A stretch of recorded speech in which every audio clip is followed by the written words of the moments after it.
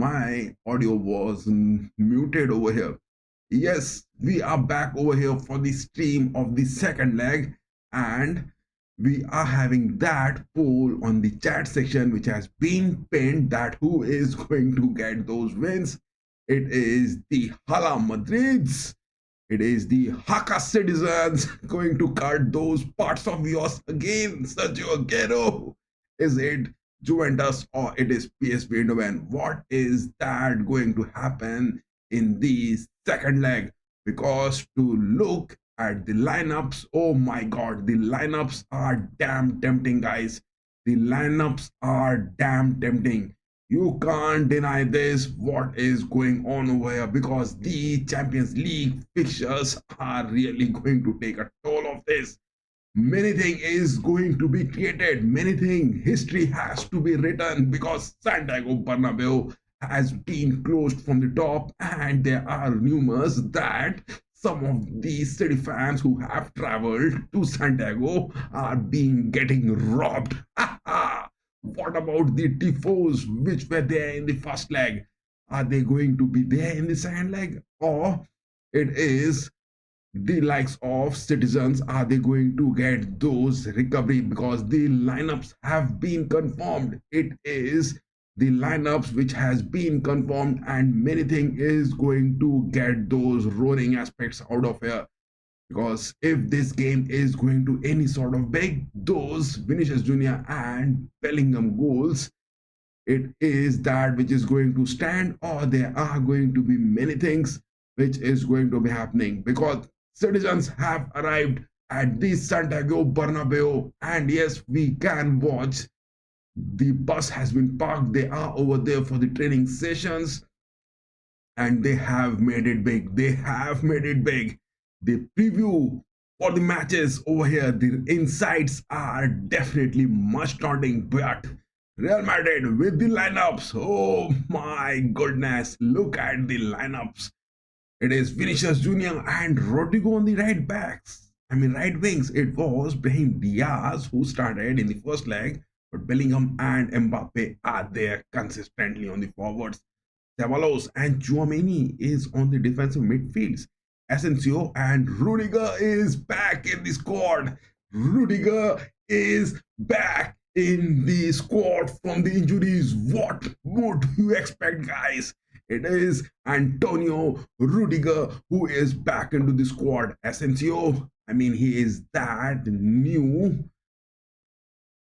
Sergio Ramos in the squad, but Ancelotti has again picked up Mendy. Oh my goodness. Why has Mendy been picked up again? What has Ancelotti done? Ancelotti has picked up Mendy again. Oh my goodness. Rudiger is back from the injuries. He is in the starting lineups. He is with Sergio Ramos, Asensio in the squad. But oh my god, why Garcia hasn't been picked in the starting lineup? Oh my goodness. Why Garcia hasn't been picked in the starting lineup? It is Mendy who is starting on the left backs. Oh my goodness. Oh my goodness. Hope Mendy doesn't make any sort of mistakes, guys. Hope Mendy doesn't make any sort of mistakes. Courtois is there on those goalkeeping positions. And talking about the substitutions, Lunin and Sergio for the goalkeeping positions for the Real Madrids, it is Alaba also back from his injuries. He is there for the substitutions. Garcia, the left back, the new Roberto Carlos in the making, is also for the substitutions. But I would have definitely wanted Garcia to be there. Mendy on the left backs, he is at times risky, guys. Valeo is the other defender who is available for the substitutions. Vasquez is also back from the injuries, available for the substitutions. Valverde is there holding that right back. It will be much seen, but it is the likes of Modric and Camavinga on the midfield, which Ancelotti can afford to make. Arda Güler, Brahim Diaz, and Endrick, the substitutions for the forwards, if needed, will be the options which Carlo Ancelotti can avail. But there is some surprise from Manchester City's lineup. Here it is. It is Marmoush, the man who got those hat tricks for Manchester City in their fixtures in the Premier League. It was against Newcastle. This man, Omar Marmoush, the Egyptian delight from the Bundesliga, has got those hat tricks. But Erling Haaland, their man who was in some sort of injuries, he is there available for the substitutions. But Pep Guardiola hasn't picked Erling Haaland because Haaland is in some sort of injuries, and it is their striker Marmoush who has been in a firing form in the previous game in the Premier League against Newcastle. He has got those hat tricks. Foden will be there on the right wings. Savino is the man who has been picked on the left flanks. Oh my goodness, what a change! But in the midfields, it is the likes of Gundogan and Silva who will be making those appearances. But in the defensive midfield, it is Nico Gonzalez, the man from FC Porto, which Manchester City has got, and the three new signings, I mean, a total of four new signings, which Manchester City had this January, and they could just include three of them as per the rules of the UEFA. And it is Nico Gonzalez on the defensive midfields, 23 years of old, the Spaniard from Barcelona. He is from the Barca Athletic. He was at Valencia and was back to Barcelona. I mean, on Valencia for a loan and back to Barcelona. He was at FC Porto from 2023 season to 2025. But this winter's Manchester City has got this man, Nico Gonzalez, and he is the futurist replacement for Rodri. He will be the man. Gonzalez on the defensive midfields. The number 14 will be seen. On the centre backs, Guardiola has gone for Stones and Diaz. Diaz is the man. And Stones, Diaz has got those less speed. It will be critical. Kusanov, oh my goodness, on the right backs, Pep Guardiola has gone for Kusanov. Kusanov is the another, transfers which Manchester City has got from Uzbekistan. This man at Lens, he was there. But Kusanov at Manchester City from this winters, this Uzbekistan from the French League Lens, he is at Manchester City. But Kusanov in his debut performance for Manchester City in the Premier League wasn't that impressive. He had just conceded away a few goals, and he was the man who was substituted just in the second half, in the beginning of the second half for Manchester City. Damn, Pep Guardiola has got Kusanov on the right backs and Guardiola as usual on the left backs. But Vinicius Jr., look at him, it will be the likes of left wings, Vinicius going one-on-one against Kusanov, and it is the right wings, Rodrigo, who will be going against Guardiola.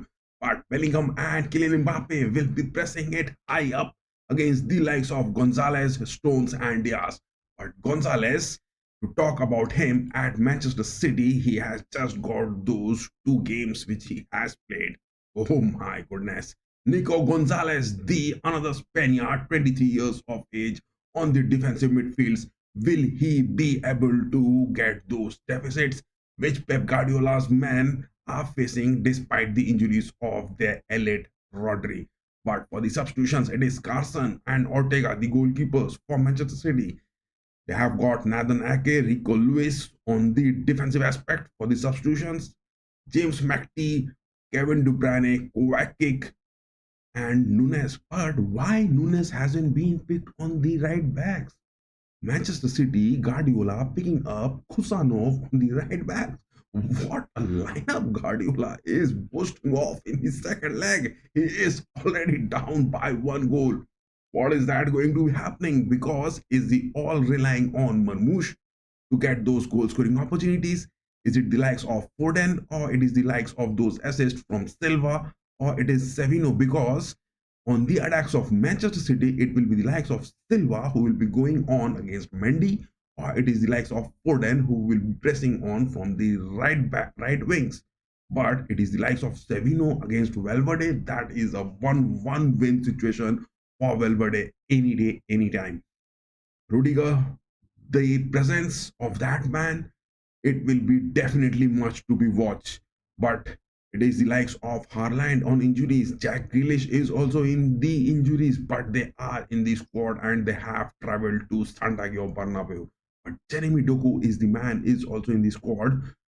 Talking about the injuries, Guardiola, will he make the substitutions of these men because they are physically not 100% of their fit, and that is why they haven't been picked in the starting lineups. It is Akanji getting those injuries in the, first lineup for Guardiola is not in the squad. Rodri and Oscar Bob. What is that going to happen? It is the Real Madrid and it is the Manchester City which we are talking about. But talk about the insights of this game. Look at that. Look at that. Santiago Bernabeu is closed from the top. Santiago Bernabeu is closed from the top. Real Madrid 3-2 win in the first leg against Manchester City. This is the 40th time they have won the first leg of a European knockout stage and away from home. But it was one of the first times at Etihad where they have got those victories and those statements from Sergio Aguero cutting those parts as well as the likes of, those tifos. That was something hilarious. And Manchester City fans, you have really nailed yourself down. But it is also Manchester City's 3-2 defeat in the final first leg was the fifth time they have lost the first leg of a UEFA Champions League knockout stage by going on to be eliminated on each of the previous 4 occasions. So Manchester City, whenever they have got those first leg defeat in those knockout stages, they have got those exits.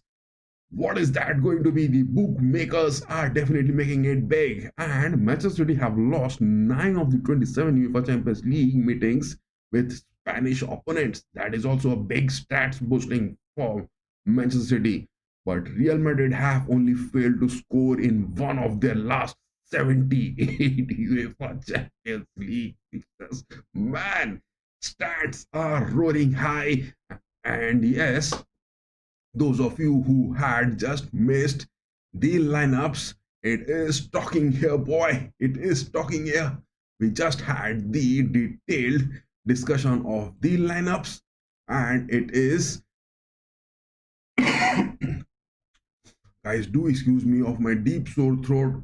I'm not that well and my temperature is also high, but when there is a football game between the Los Blancos and any oppositions, who is going to get those misses?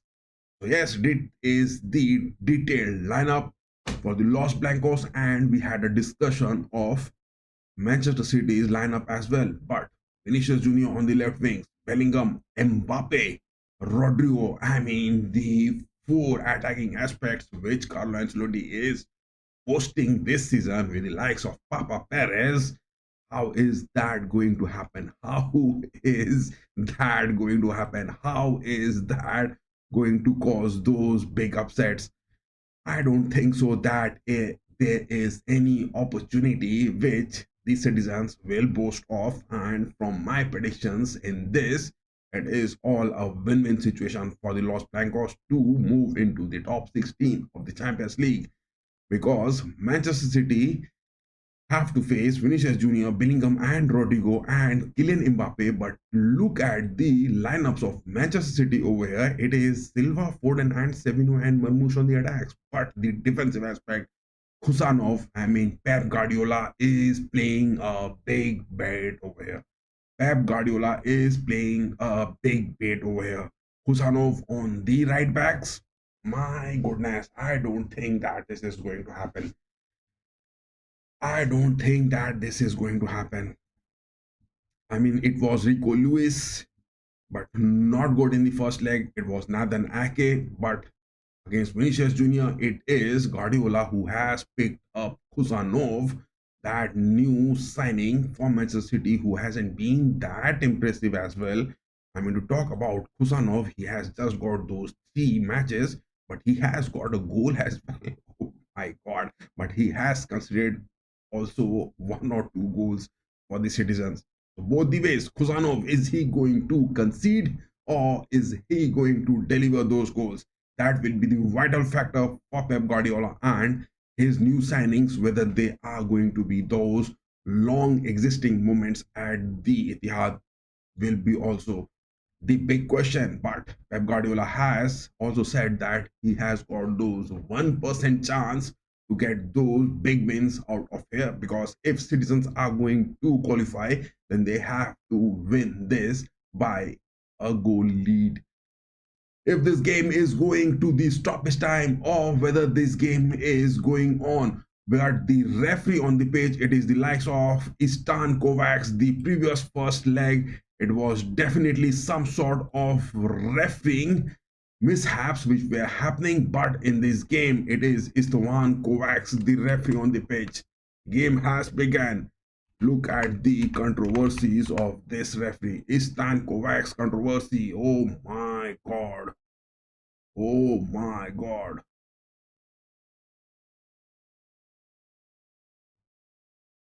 He is some sort of controversial referee, Istvan Kovacs, but hope nothing goes bad for this.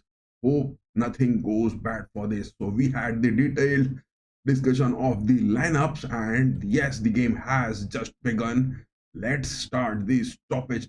Let's start the timer over here. Foden gets the game over here, and it is underway for Manchester City at the Etihad. So here it is, the lineups. What is that going to be commenting? Give your votes on the chat section which has been pinned. Who is going to get those big wins?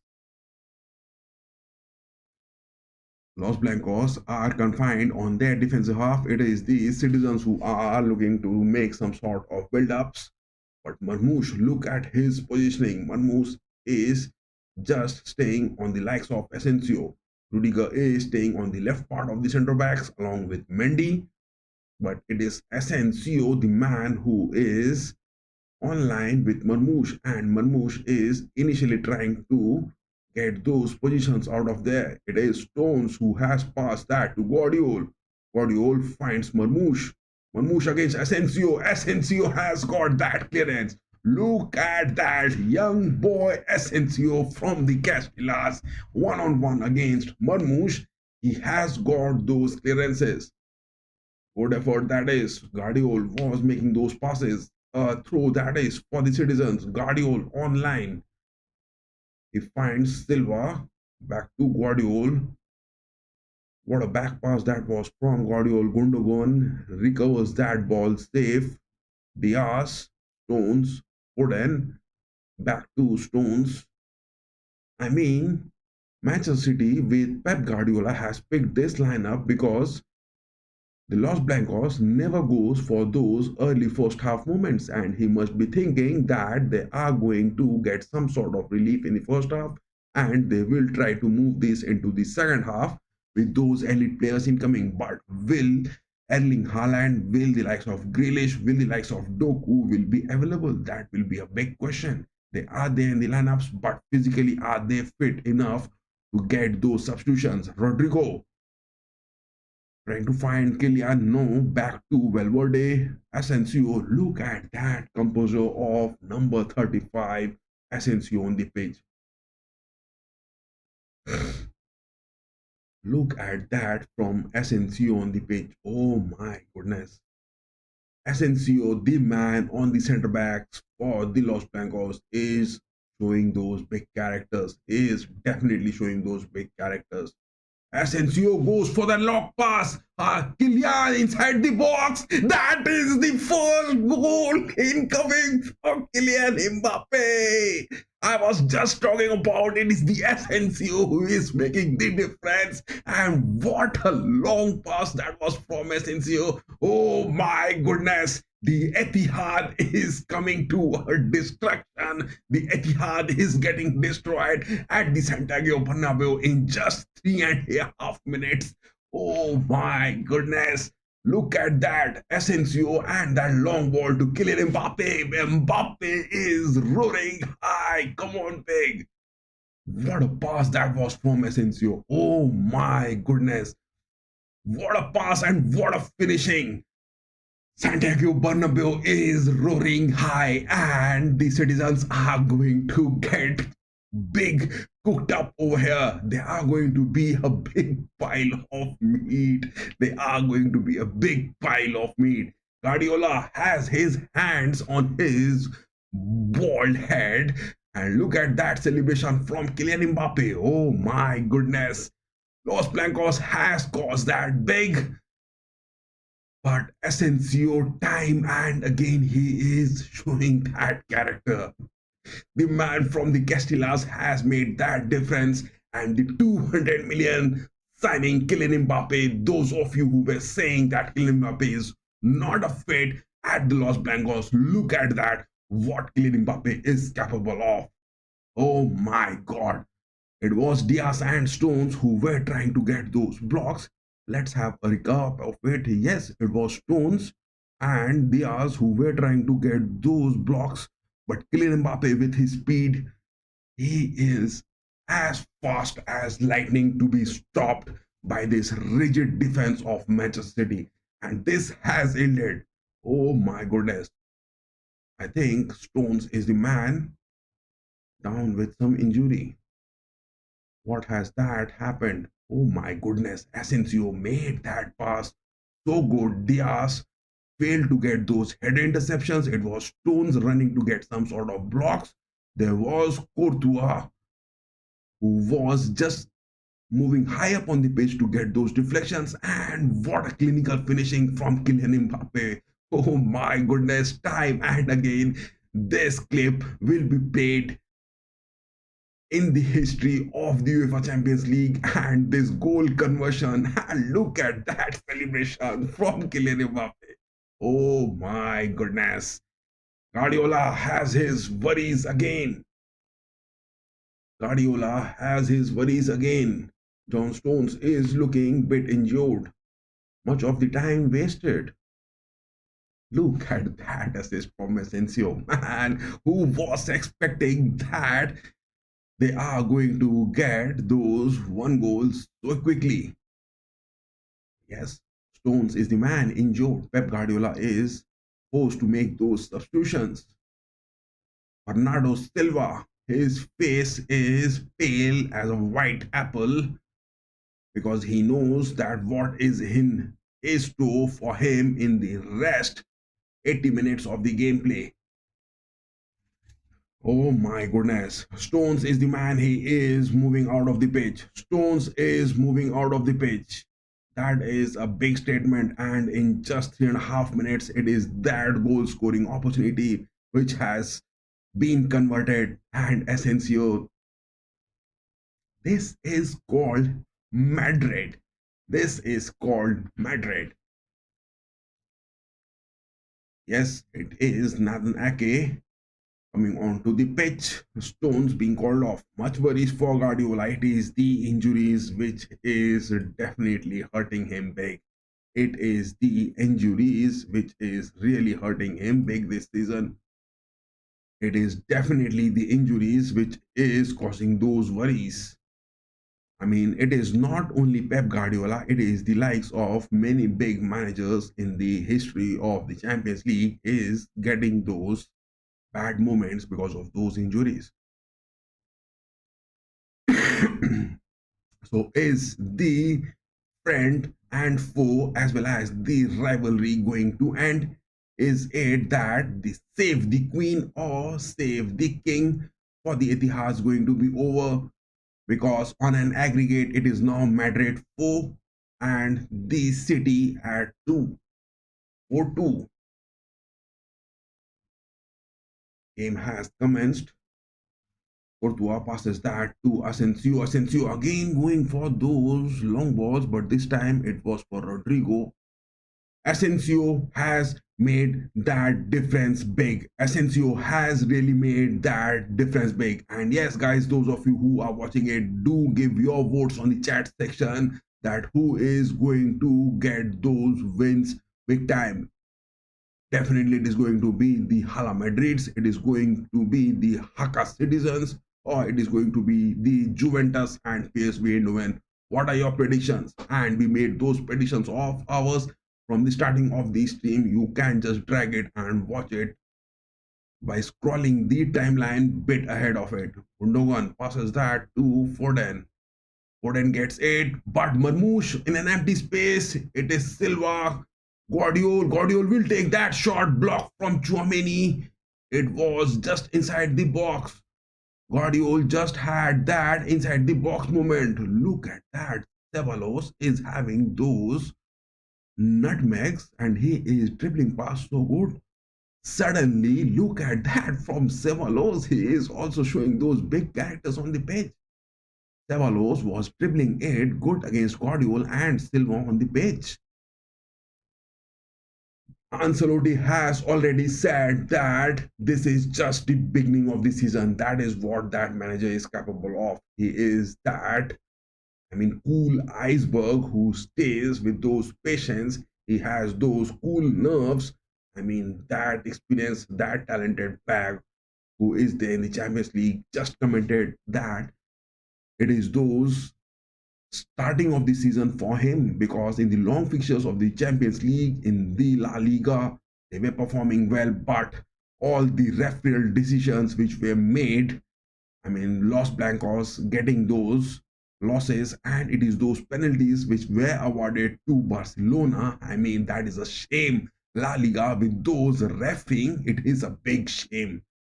It is a big shame. And over here on this game, it is as well the referee on the pitch is the one Kovacs. Man, if he is going to make any bad moments on the pitch, we are going to screw him big.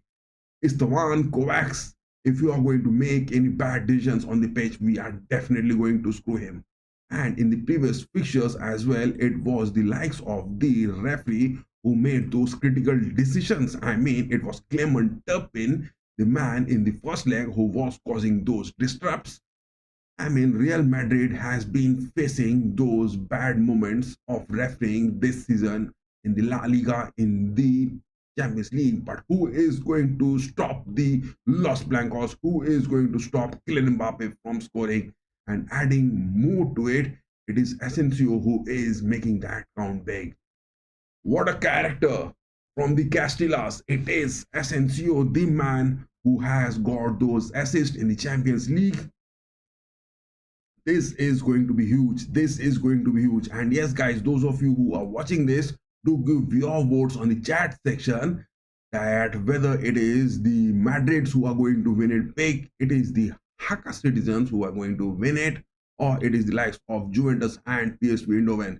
The voting section has been pinned on the poll in the chat. Tchouaméni passes that to Mendy. Vinny back to Mendy. I am a bit worried about that man. Mendy on the left back. Mendy on the left back is definitely critical, but it is Ancelotti who in the Champions League time and again going with Mendy because he has those experiences. But Garcia is the man from the Castillas. Real Madrid has found the two new centre backs, in the form of Asensio, in the form of Garcia. They have found their new centre back pairing. The left back, the centre back from the Castillas, they both are roaring it big. Citizens are now looking out of shape on those 13 minutes of the watch. Valverde passes that to Rodrigo. Look at that run Bellingham is making on the right wings, but no, Rodrigo prefers to have a mid-pitch run. Finally passes that to Ceballos. Ceballos to Vinny. Vinny inside the box, getting those dribbles to Kylian. Oh my God. Oh my God. I could sense the second goal incoming. I could sense that second goal is incoming soon for the Los Blancos. It is now Ruben Diaz, Nathan Ake, Guardiola and Kusanov on the centre backs. But what happened to John Stones? If he was under injury, then why Pep Guardiola put him on the first lineup? It is a header incoming. Bellingham takes that. Oh my god, it was on to the far post. That header from that corner. Oh my, no, that was a bit wide. That was bit wide. Look at, yes, that was bit wide. Bellingham got that header opportunity, but it was bit wide. Ederson just starting that kick moment, passes that. Diaz is now staying on the right part of the centre back. Kusanov staying on those right backs. He is not moving high up on the pitch, but is that juvenile new player on the right backs? Will he dare to move high on the pitch? Will he cover up those attacking aspects from Vinicius Jr.?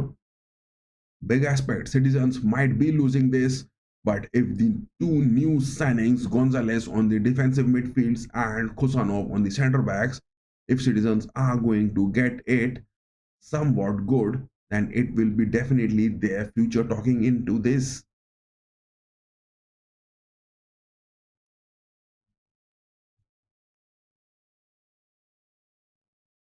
Look at that. Bellingham took that header from those corners and he was being man marked by no one. This is quite evident that Manchester City is really down with their form. It is the end of the rivalries. It is the end of the rivalries unless and until they are going to make any sort of comeback. Already they are with a deficit of 2 goals. Still 75 minutes left. Marmoush getting those free kick being taken inside the box. That is a foul. Oh my god. Istvan Kovacs, that referee on the pitch. Look at that. Look at that. Kusanov, that man inside the box, has a fall, and that is bad. Asensio is the man. They are targeting him. Kusanov is targeting Asensio inside the box to get some sort of penalties. That is not happening because in the previous leg it was Clement Tupin giving those bad decisions. But if Istvan Kovacs is the referee on the pitch, going to make any sort of bad decisions, we are going to screw him back. Marmoush again. Look at that. Citizens, I mean, they are just getting, citizens are trying to get some sort of penalty inside the box. That is what their motive is. Looking time and again, they are getting those falls tackles being made and falling on the pitch inside the box to get some sort of penalties. That is not happening, boy. That is not happening. The story of the first leg was different. In the second leg, don't expect to get any penalties out of it. Gundogan passes back to Nathan Ake. Diaz, but the positioning of Kusanov, look at him, look at him. He is not daring to get those high right wings movement to be seen, and that is not the space which Guardiola would definitely want the Los Blancos to be posting off.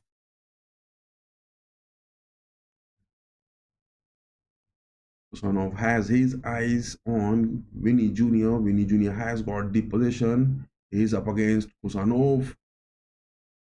I mean, Vinicius Jr. gets that to Kylian. Good, Kylian gets that shot, but deflection to it, and no worries for Ederson to be made.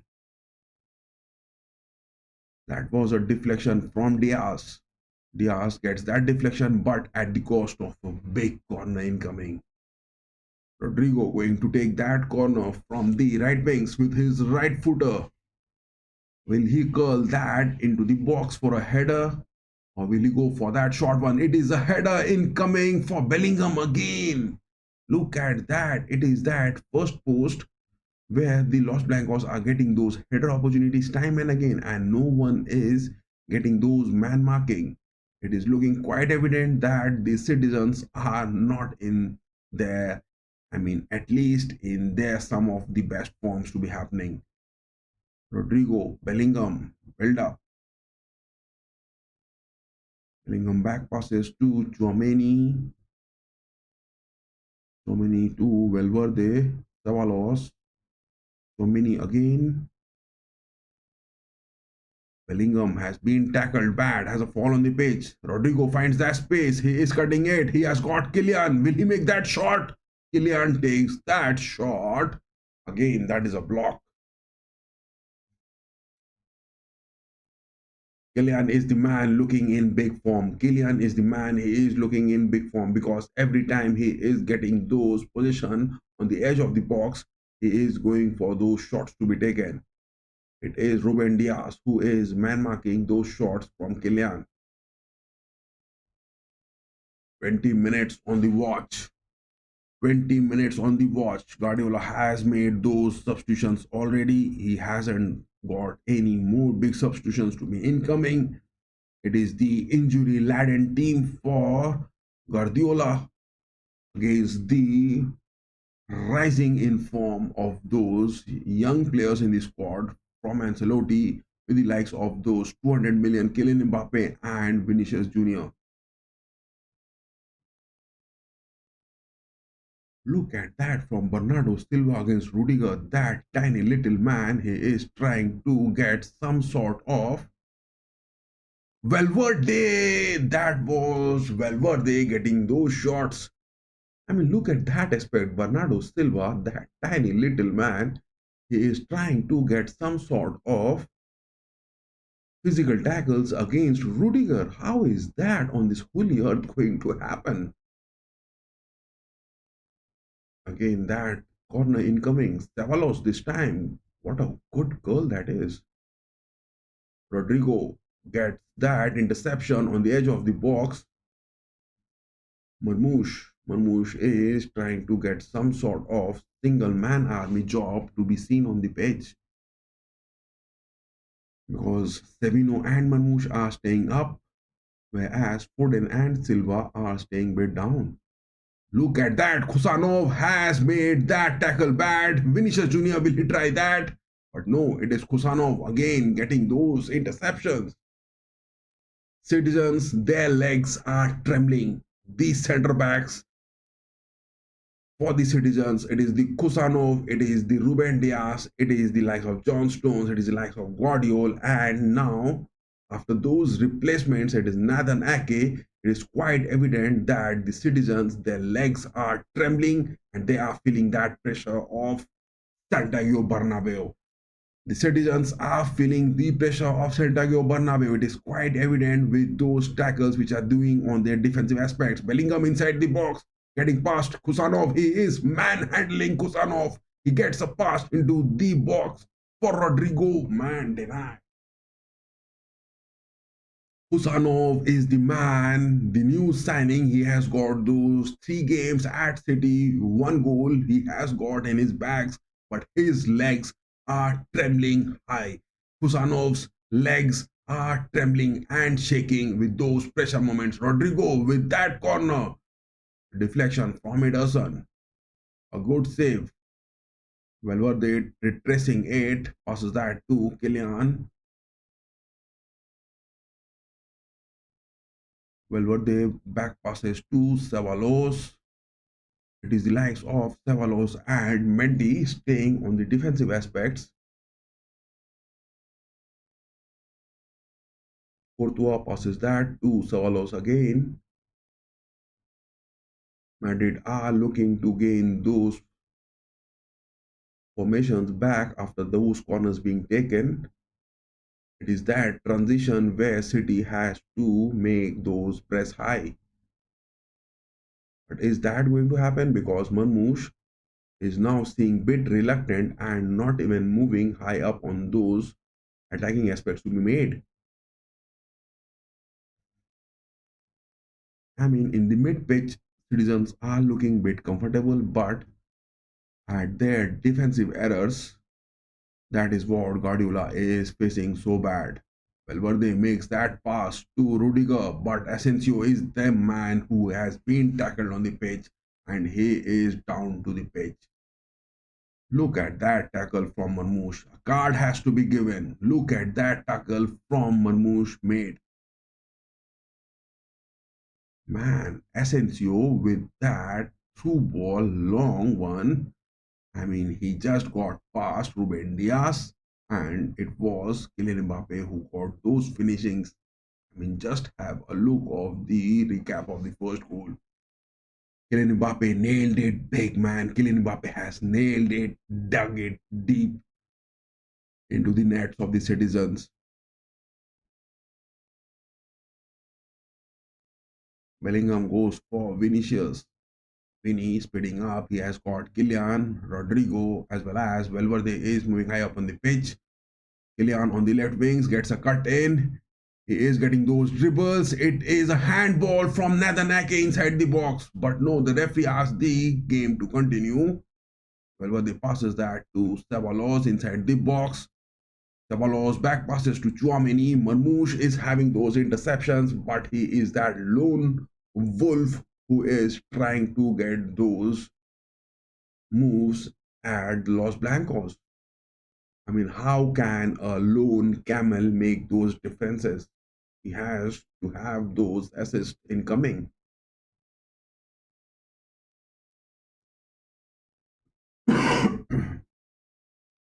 Guys, do excuse me of my deep sore throat.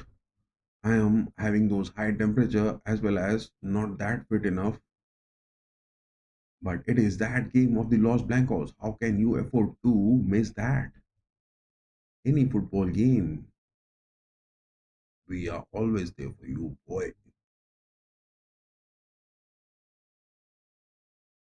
Citizens are looking lack of composure, lack of build-ups, and Guardiola has already confessed after those first leg moments that it is that 1% opportunity which City has to get those victories at the Santiago Bernabeu. Guardiola passes that to Silva. Interception from Rodrigo. I mean, Los Blancos, to talk about them in the first half, they won't have gone for those one goal even because Ancelotti's man in the first half generally wants to take the feel of the opposition, and in the second half they goes for those clinical aspects as well as those tactical approaches. But they have already got that one goal in the first half and a lead of two goals on an aggregate. It is now they will be consistently trying to put Kylian Mbappe to create some pressure with the likes of Nathan Ake and Diaz.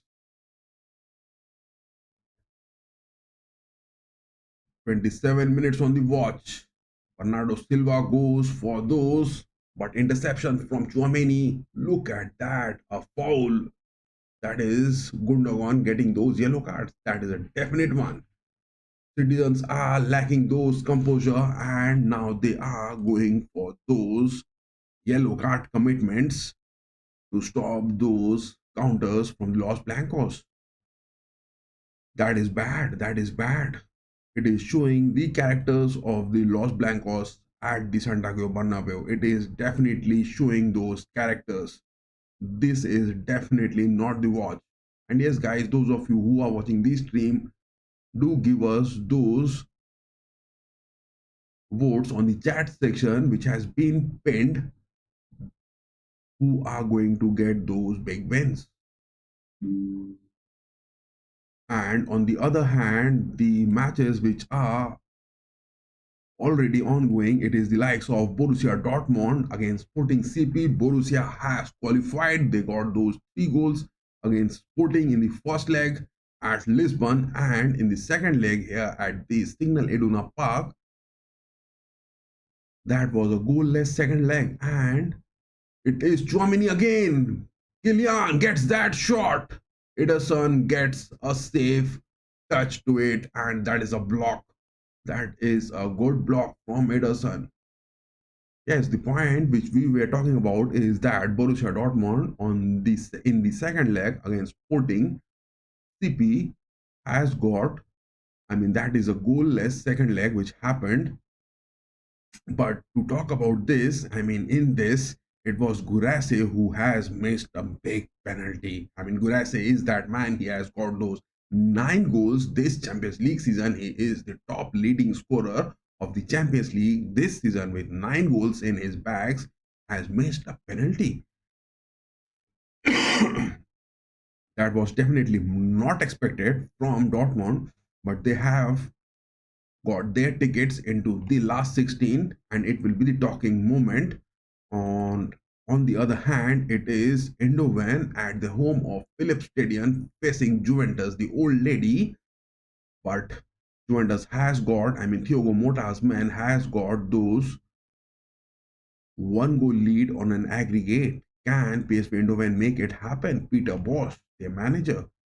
On the other hand, PSG and Brest, oh my god, at the Parc des Princes, the second leg is happening, and Paris Saint-Germain already had those 3 goals up against Brest in the first leg, and in the second leg they are again up by 1 goal. I mean, talk about Brest, they haven't got a single win against PSG, I mean, of the past 21 head-to-head clashes between them. Brest hasn't got a single win out of the past 21 games. It was a straight cakewalk for PSG. Guardiola is talking to the man on the sidelines for those tackles being made. But look at that, Mendy was doing it good. Foden, who just gets those collision against Mendy, and Mendy is the man which is now being targeted, because definitely Guardiola wants that one of the Los Blancos player to get some sort of card or a red one into it, so that they can ease those pressure happening. But look at that agility, Kylian Mbappe with that second scoring opportunity. That shot was taken. He was just, I mean, he is a perfect ninja turtle. Kylian Mbappe is a perfect ninja turtle. You can't deny that from Kylian.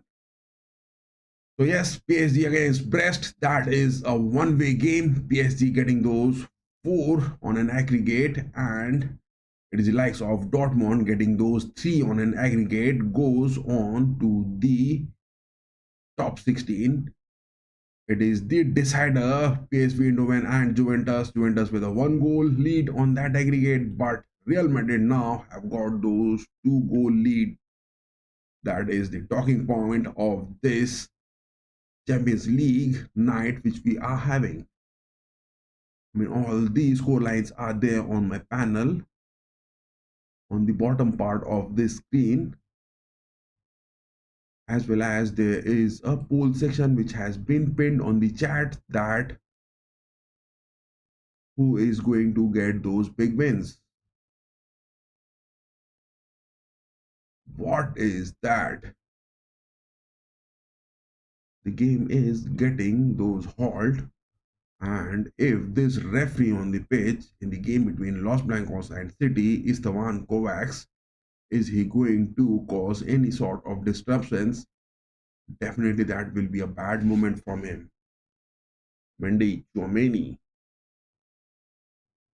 goes for Rodrigo.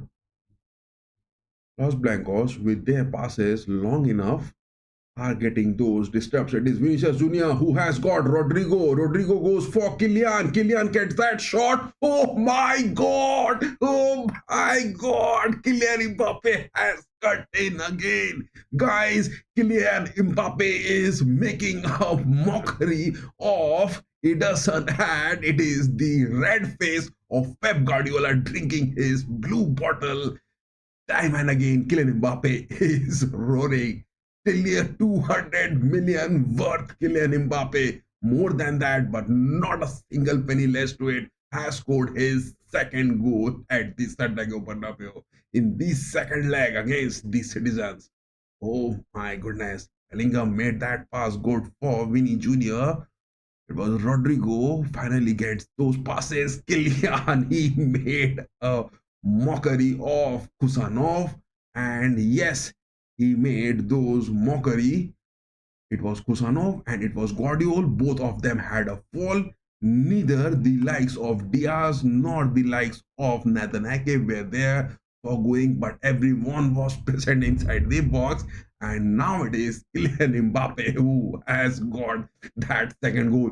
Will Kylian Mbappe go for those hat tricks? That is now the big question. Will Kylian Mbappe, let me put this on the chat.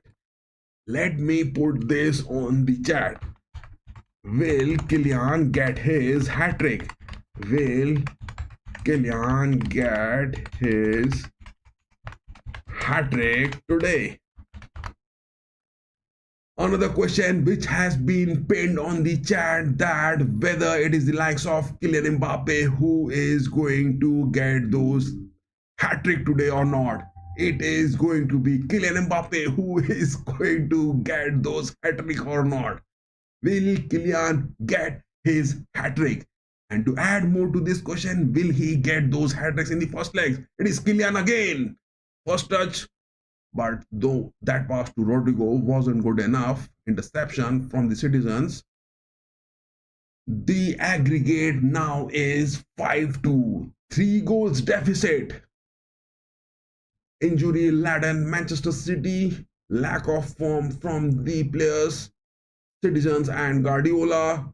It is now Savino moving up, passes that to Marmoush. Look at that challenge from Asensio. He is celebrating it. Number 35, Asensio. Look at that challenge he made to Marmoush. It was inside the box and that clearance was so good.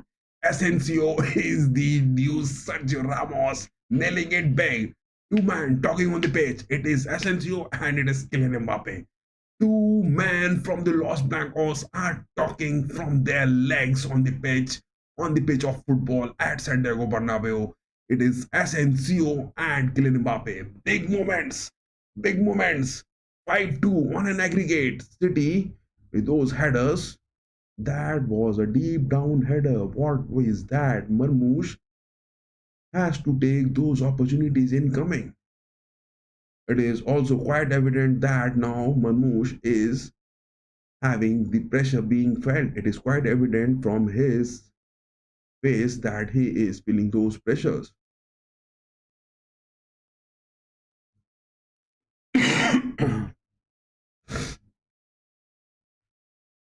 Diaz passes that to Nathan Ake. Diaz again has got Kusanov. Kusanov is not having those moments. He is looking shaky. Kusanov is looking, oh my god, look at that challenge being made to Rodrigo from Guardiola. Give him that card. Give him that booking. Rusty tackles being made. Look at that challenge from Guardiola made to Rodrigo. That is a rusty challenge. I mean, that referee is the one, Kovacs. He is not giving those yellow cards even for that. I mean, look at those dummy moments which Kylian Mbappe did before scoring that second goal. Kylian is looking dangerous, guys. Kylian is looking dangerous. He is getting those lethal moves. Kylian Mbappe is getting those lethal moves. I mean, from this new year, there has been some. What is that? A yellow card, that is?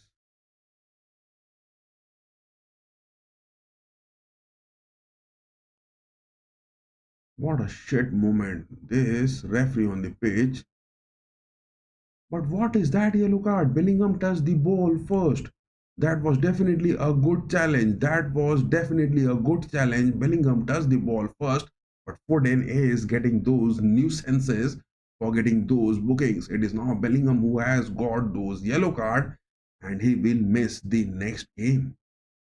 Bellingham, I mean the next game which the Los Blancos will either face the Roji Blancos Atletico Madrid or it is going to be Leverkusen. Bellingham is going to miss those first leg. Bellingham will miss those first leg in the next Champions League matches. It is the likes of Roji Blancos or Leverkusen. They are going to miss it big. Oh my goodness, this referee Stevan Kovacs, I mean, what is his name? Stevan Kovacs, a shit, has given those yellow card for Bellingham. I mean, shit refereeing in the Champions League, shit refereeing in the La Liga has been the cause of worries for Los Blancos this season. Shit refereeing in the Champions League, shit refereeing in the La Liga. has been the major cause of upsets for the Los Blancos this season. No denial about that. No denial about that. UEFA must need to get some sort of referees good into the pitch. All those controversial referees must be just sacked on from giving those refereeal decisions. That is a waste. That is a big waste. Kylian goes for Vinny Jr. again. But look at that. Kylian had a fall on the pitch. Kylian had a fall on the pitch. What was that for? What was that for? Kylian had a fall on the pitch, but what was that for?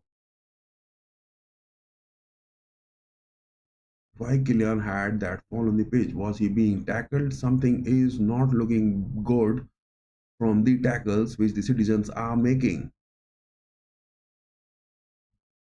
Citizens are cooking up something from the tackles so that they can get either one of the Madrid players a red card so that some sort of relief they can take. But a deficit of 3 goals, will that be enough for them to get those equalizers? Because in the build-ups, the citizens are wasting away everything. And their new signing Kusanov is not showing any sort of character in this game.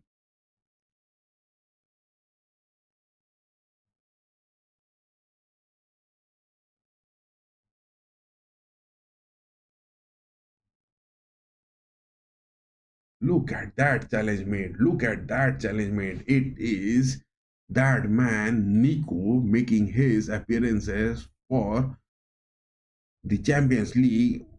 For Manchester City, Nico Gonzalez, who has just got his 2 games from the winter transfers.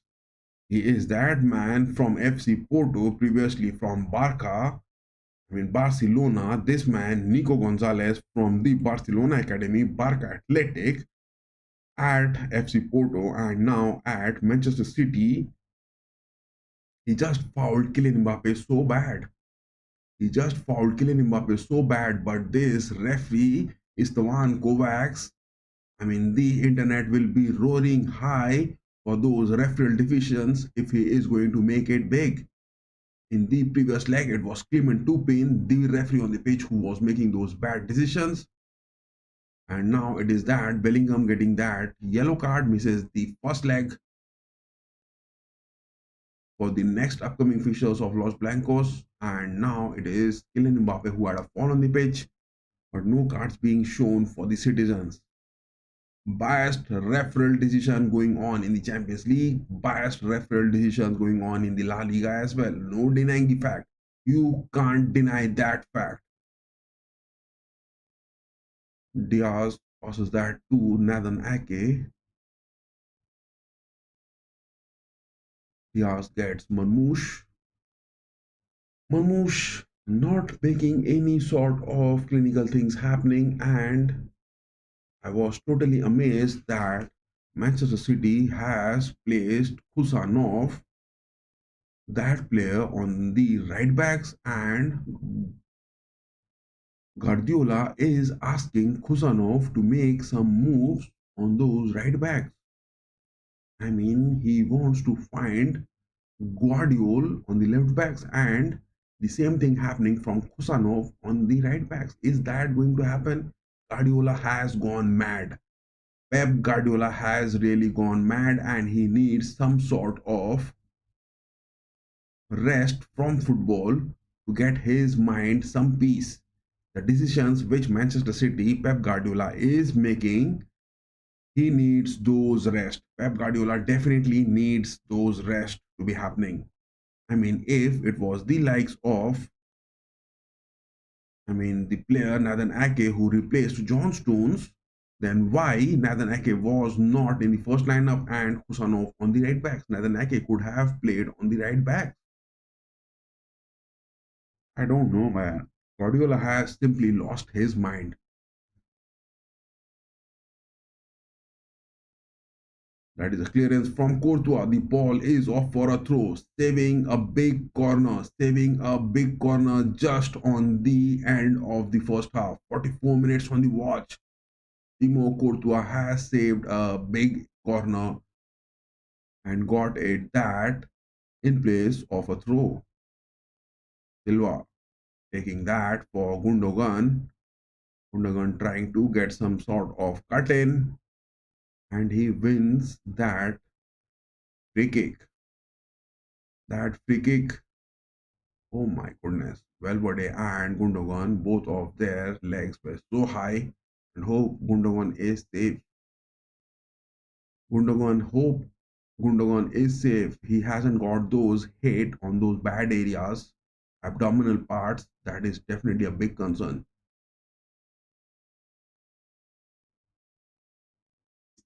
So yes, that is a free kick. 45 minutes on the watch.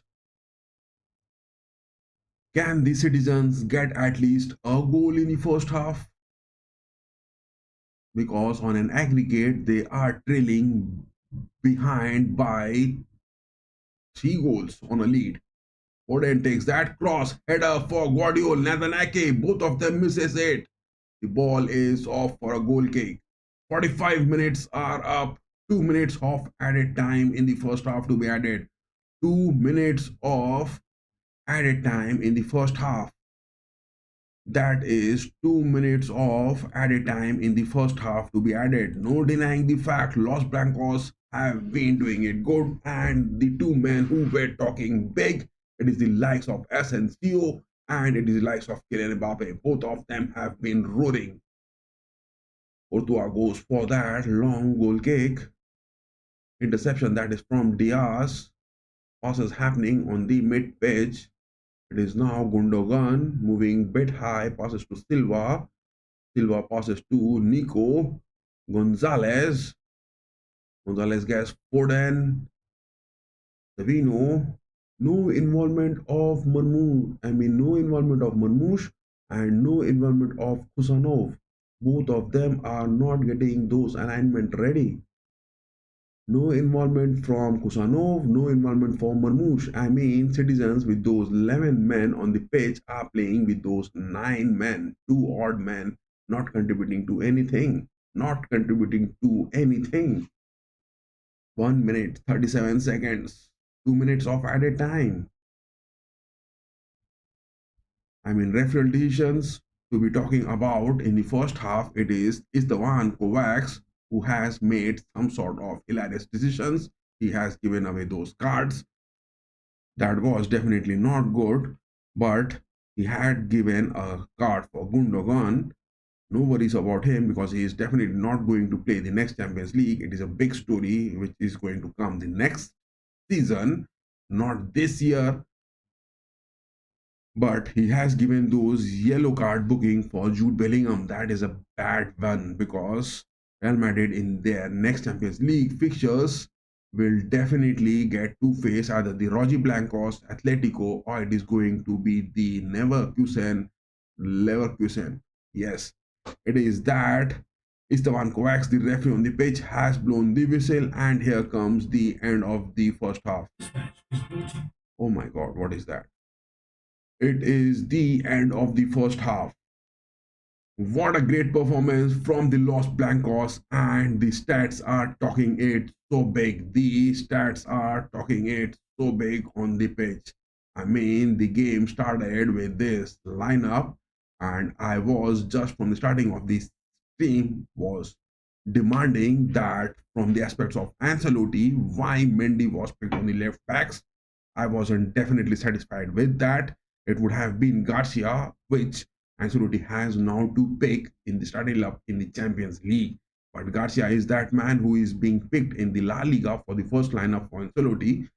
But it is Mendy who is making those appearances in the starting lineup in the Champions League. Ancelotti is still sticking to Mendy. That was one of my disputes from the Los Blancos. Rudiger back in the squad from the injuries was a big boost. And Asensio, the number 35 from the Castilas to Los Blancos. Oh my god. I mean, Hala Madrid's getting those Sergio Ramos moment from those defensive tackles he is making inside the box, from those lofted through balls, long balls, which he is making. Asensio is that number 35, a complete centre back. He is I mean, Ancelotti has got a big finding. It is in the name of Asensio on the pitch.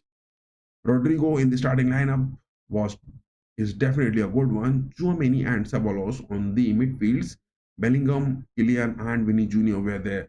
But from the likes of Guardiola, it was Kusanov on the right backs. I could have never imagined in my dream that Kusanov, with those disastrous performances in the Premier League where he has conceded in those 3 games, he has also scored a goal.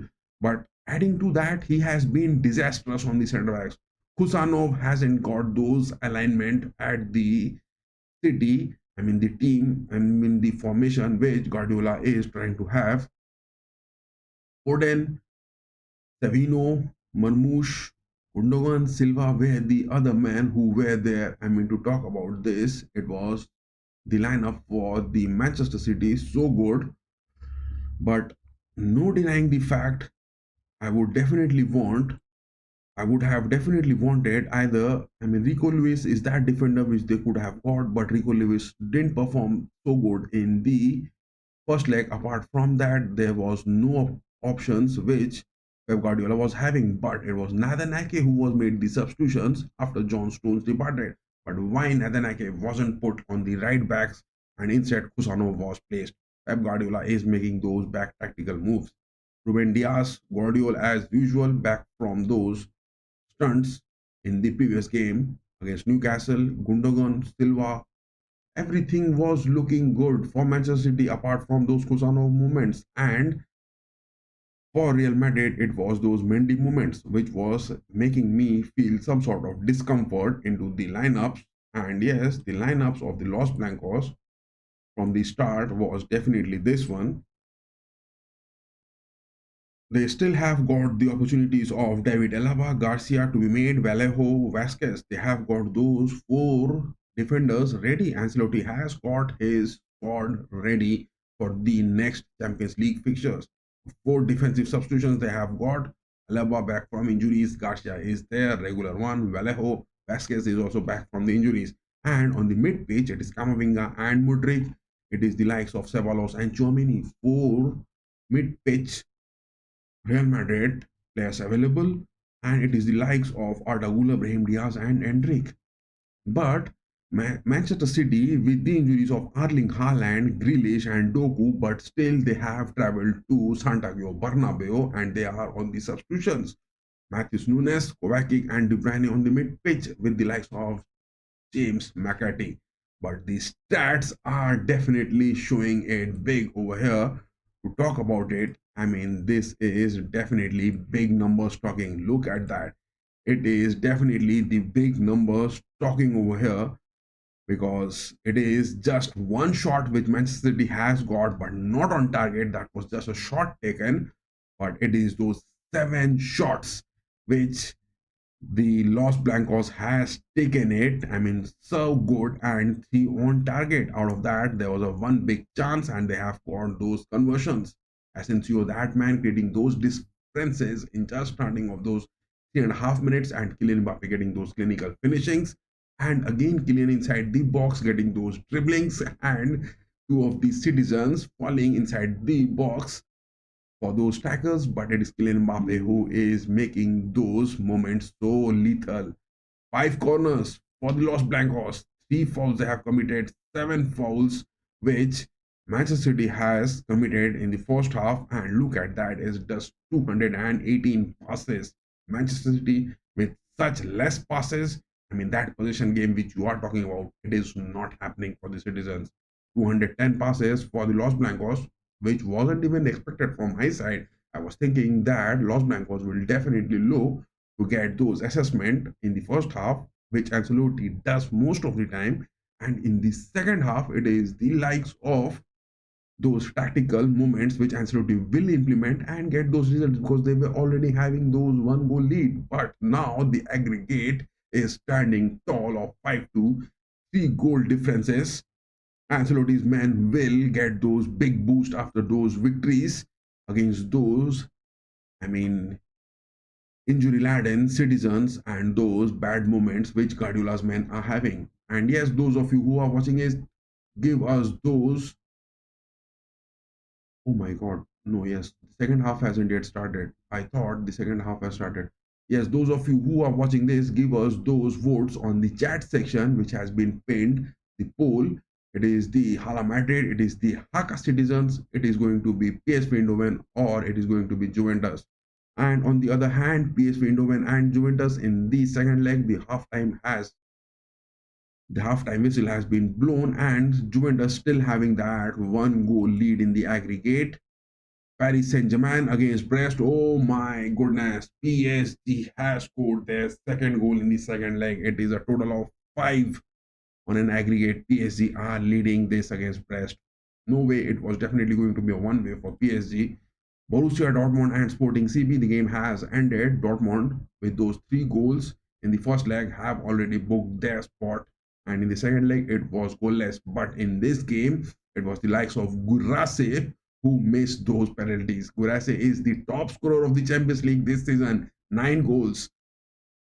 Serhou Gurase has got 9 goals this Champions League season, but he misses a penalty. Borussia Dortmund, they have got their manager as well, Niko Kovac, the new one. I mean, Nuri Sahin has been replaced. It is Niko Kovac taking on those charges again. He looks like at times a bit weird to me.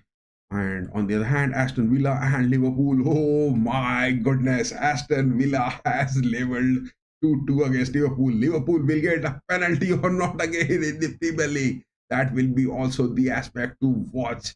It is a big night. It is a big night tonight.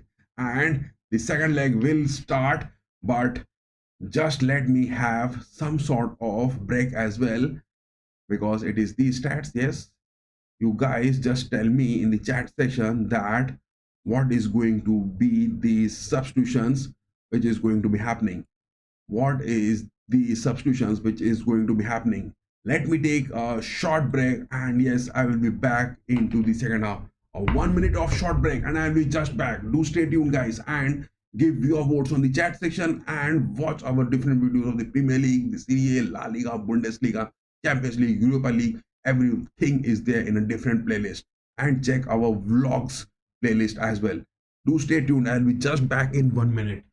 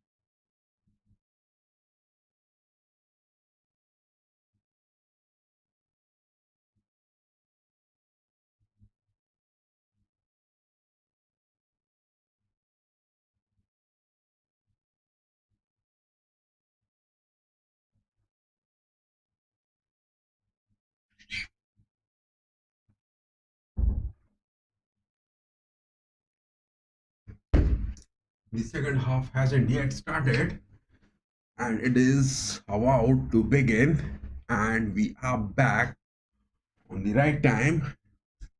But Pep Guardiola, to talk about him, he is having a very bad season. Pep Guardiola is having a very bad.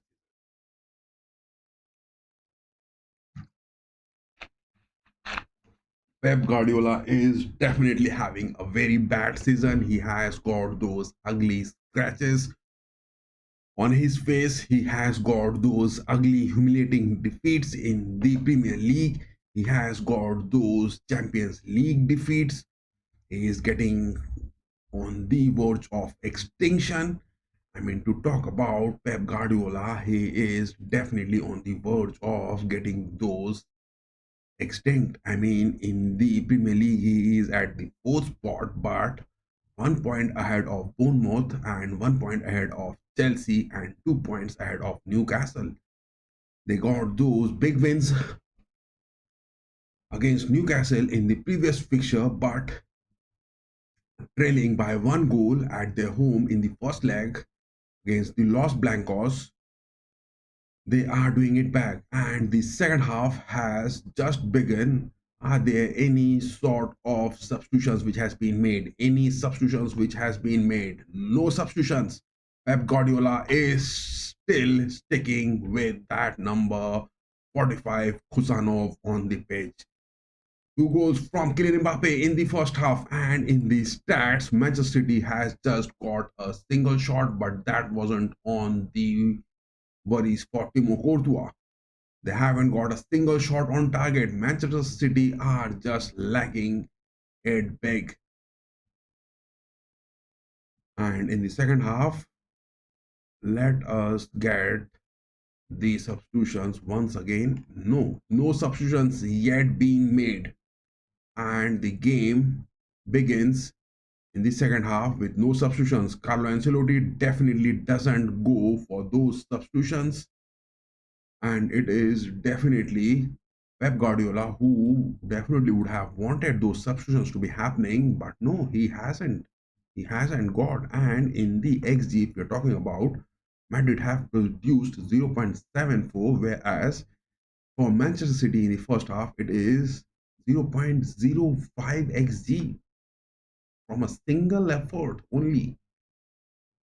Marmoush, Marmoush, Marmoush. Where is Marmoush? Where is Kusanov? Where are these signings which Pep Guardiola has made? If his team wasn't prepared for in this season, then why the substitutions which he has made aren't giving those stats? What is that? Because he has got Gonzalez, he has got Marmoush, he has got Kusanov, the three signings. Whereas Ancelotti hasn't gone for any winter signings, but he has found Asensio, he has found Ceballos, he has found Garcia, three men for the Los Blancos. Ancelotti has found them big. That is what which we call that you have to stick to your academy players. You have to build your academy strong in order to get those long-term performances to be happening. And that is what Guardiola is seemingly lacking this season. He hasn't got those academy preparations well, whereas he has gone for those signings, and those signings are also not performing well. But Marmoush has got those hat tricks in the previous picture. He was the man talking, but not in this. At the Santiago Bernabeu, Rodrigo passes that. Foden gets it to Savino. A block from Valverde. Kylian gets that deflection. Kylian is getting those cut in. He is being chased by Nathan Ake. Passes that to Mendy. Mendy goes for Bellingham on the mid pitch. Back to Rudiger.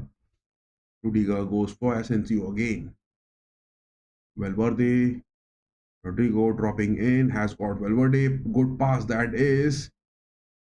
Savino is on the left backs. That is a trailing defensive error from Guardiola's man. Kylian for Bellingham inside the box. Valverde gets it to Rodrigo. Gets that shot. misses that. Rodrigo gets that clean space on the edge of the box, but he misses it. He misses it. To be precise, Rodrigo was a few inches inside the box. Rodrigo was few inches inside the box. PSG on the other hand, 2-0 up against Brest. PSV Eindhoven still goalless in the second leg at their home against Juventus. Juventus are getting those one goal lead. Look at that man. Look at that man. Asensio, number 35. He is man marking Marmoush and he is not giving those passes. And the addition of Rudiger into the squad is building, is making that defensive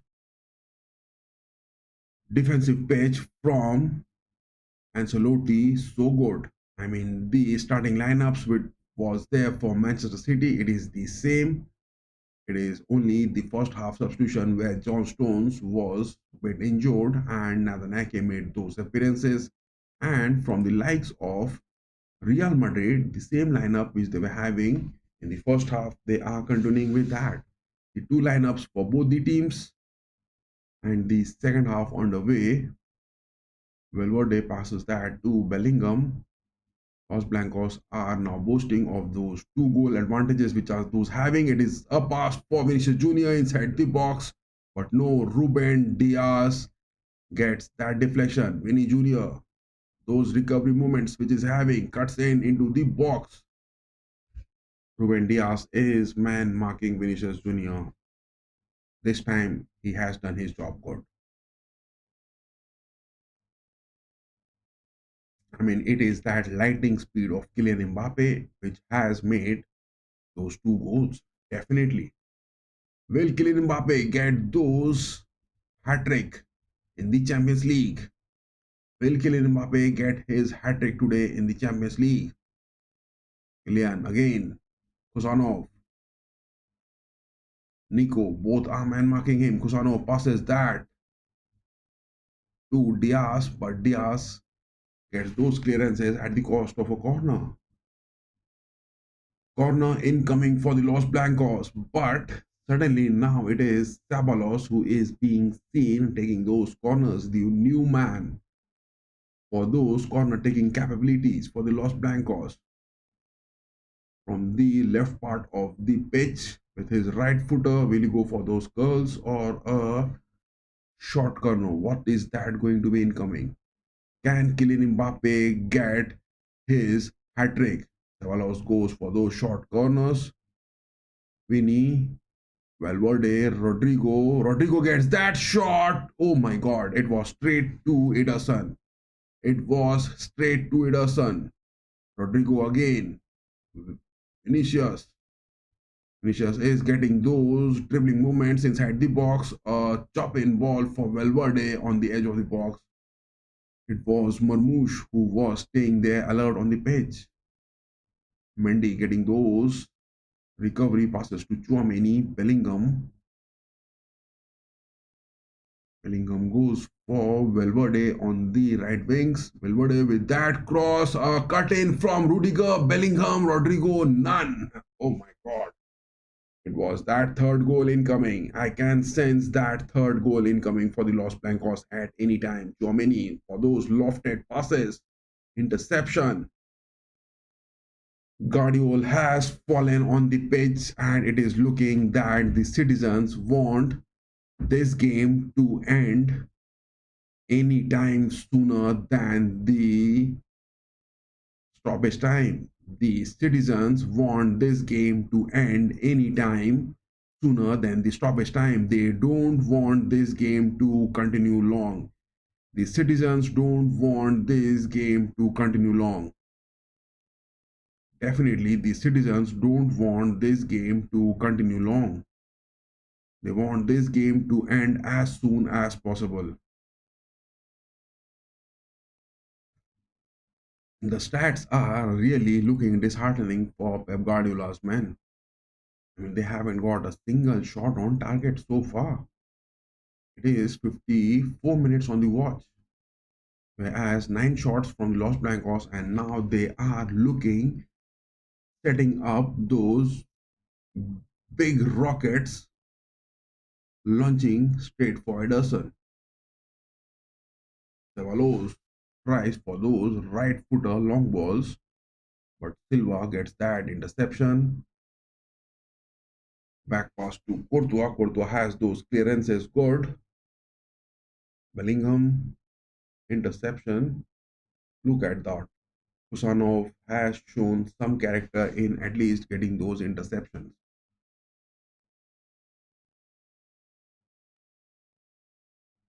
Courtois again going for Valverde on the right wings, but this time the ball is out for a throw.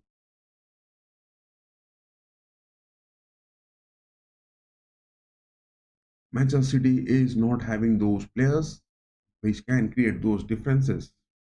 They are not having those players who can create those differences. And with this lineup, which the citizens are having, it is not going to happen.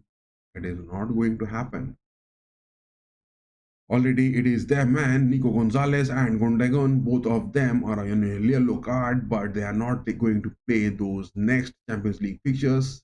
They are looking extinct this season, whereas Jude Bellingham has got those yellow cards. That was a bad refereeal decision from Esteban Kovacs, that man, because Jude Bellingham will have to miss that first leg after those draws, which will be confirmed that whether they are going to be against the Leverkusen or it is going to be the Rojiblancos Atletico Madrid. And the timeline, Manchester City, Ruben Dias in action. That is what the timeline is stating in this game. All the bookmakers who were having those big options to be made, nothing happening for them, nothing happening. Guardiola is looking fired. He is complete red in anguish. He is shining like a bright red moon, a big red moon on his face. No pink cloud for Pep Guardiola in the Champions League fixtures as well as in the Premier League. It is Rodrigo getting those interceptions. Passes to Kylian, has caught Vinny. Vinny goes for Rodrigo again. When he changes the wings, it is Valverde on the right wings going for those cross. Kylian has got that hat trick. Oh my god, that was few inches away. Pep Guardiola is down on the pitch, on the sidelines, and it was that third goal. Oh my god, it misses by a few inches. Kylian gets that touch good enough, but what was that? Let us have a look of. Oh my god, it was Ederson who narrowly escapes, conceding it the third time. He narrowly escapes that and gets some sort of deflection with his right gloves. It was that third goal which Kylian would have got. Look at that. Valverde plays that. Oh my god, I think Kylian Mbappe is looking injured. I think Kylian Mbappe is looking injured. Kylian Mbappe is looking injured. Will he be off the pitch?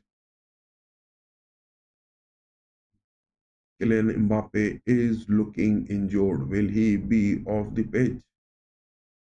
Oh my god. No, he is on his feet.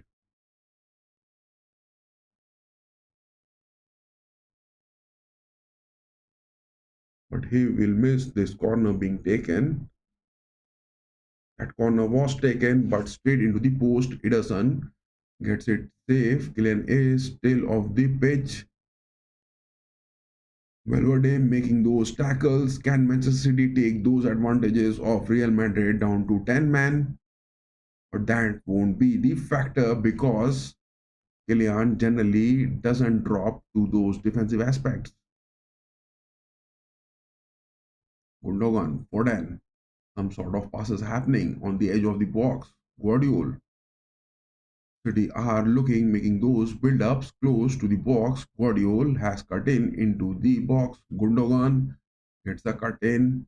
I mean, the likes of those two experienced man, Guardiola and Gundogan happening, but no one is coming in for those deep lying movements. It is a deflection from Valverde. The ball is off for a corner.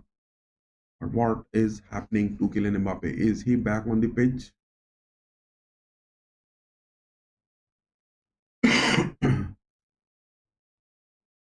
Is Kylian Mbappe back on the pitch? Omar Marmoush going to take that corner.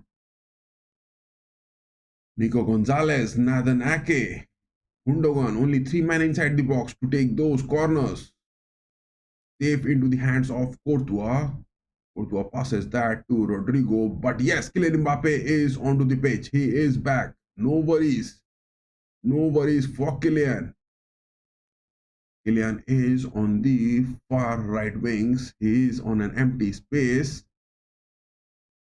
Bellingham to Valverde. Kylian again. Kylian is not being man marked. Takes hat left footer. Oh my God! Kylian Mbappe hat trick boy 200 million. That is that three fingers which he is showing on the screen. That is that celebration moment Kylian Mbappe is having. You are that big boy at the Los Blancos getting those hat tricks. Oh my goodness. Oh my goodness, all the joy at the Los Blancos, and it is the Hala Madrid who are nailing it big, and Guardiola has nowhere left on this earth to hide his face. Kylian Mbappe has nailed it big, and he is crucifying Pep Guardiola at Santiago Bernabeu.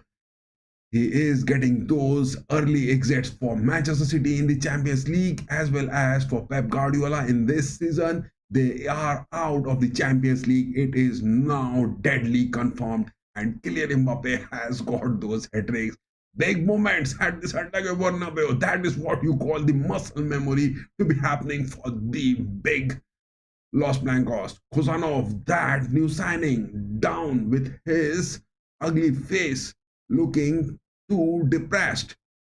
What is that going to happen? Kylian Mbappe has got his hat trick. Oh my goodness.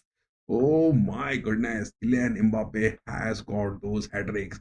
Who on this holy earth is going to stop this Frenchman from scoring? Oh my goodness. Oh my goodness. Kylian Mbappe, with that goal to be precise in his career, must have completed those 280 goals. I mean, 250 goals. Let us just check. No, he hasn't. He hasn't. He hasn't. He hasn't. Still left short of it, Kylian Mbappe, to get those 250 goals. But at Los Blancos, 38 games and 28 goals. Numbers are talking. Numbers are talking. Numbers are talking for Kylian Mbappe getting those hat tricks. Pep Guardiola, I mean Ancelotti, has already said that it is just the start of the season for them.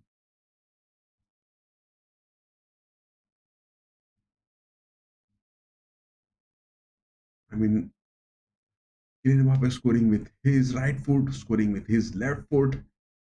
Look at that joy on the face of Kylian Mbappe. He is jumping on the pitch. He is enjoying those moments big time. Kylian Mbappe is enjoying those big time on the pitch. Kylian is enjoying those big time on the pitch. Amazing.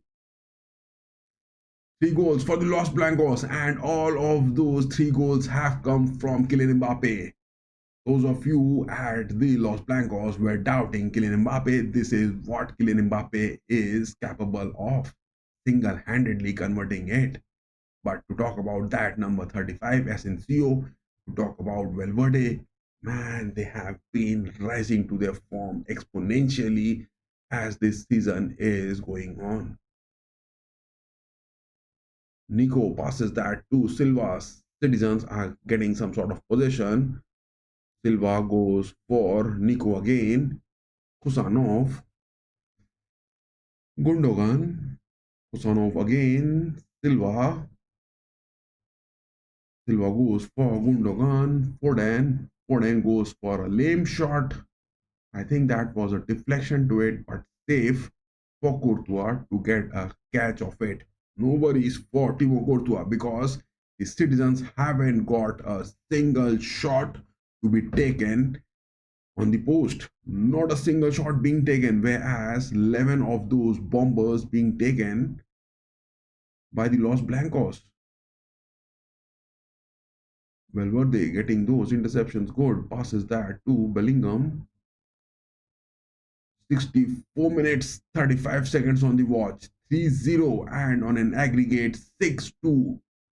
A lead of 4. Is there any ray of hope for the citizens to get any sort of comebacks? Are those aliens, are those referees, are those UEFA committees going to get any sort of relief for Guardiola to be happening? Because in the previous leg, it was the likes of Clement Topin getting those ugly decisions for the Los Blancos, but the referee on the pitch on this second leg, it is Esteban Kovacs. He has already given a yellow card for Jude Bellingham, but if he is going to make those rusty decisions, damn it, you referees, don't make those football matches be so disheartening with your bad referee decisions. Rudiger finds Mendy. Mendy is advancing on the wings, passes that to Vinny. Finally, Kusanov, that number 45. In the first half, he was disastrous, and that look on his face, a student, a baby boy face, I mean, he is having those big worries. He is looking a bit worried. Mendy has considered that. Look at that from Foden. Hopeless and depressed Manchester City with the likes of Phil Foden is trying to get those big shots outside the box. Look at that finishing Kylian Mbappe with his left footer. Man, that shot wasn't that good enough to get a goal. Ederson wasn't that in the perfect position to get a hold of it. And that is the hat-trick moment for Kylian Mbappe incoming. That is the hat-trick moment for Kylian Mbappe.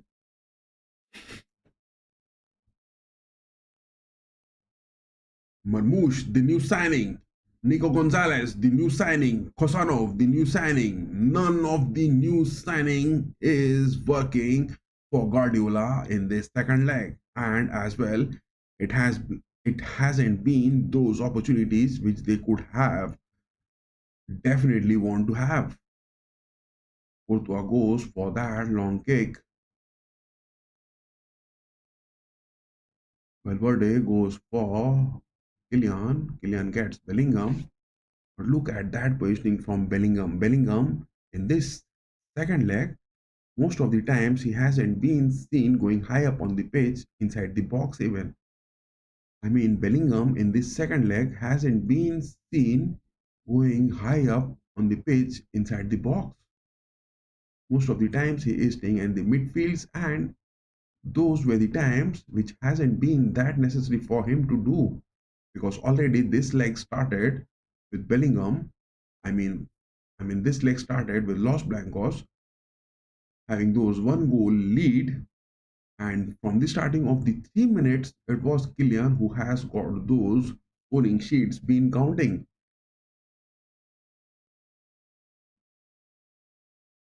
Asensio passes to Rudiger, back to Courtois.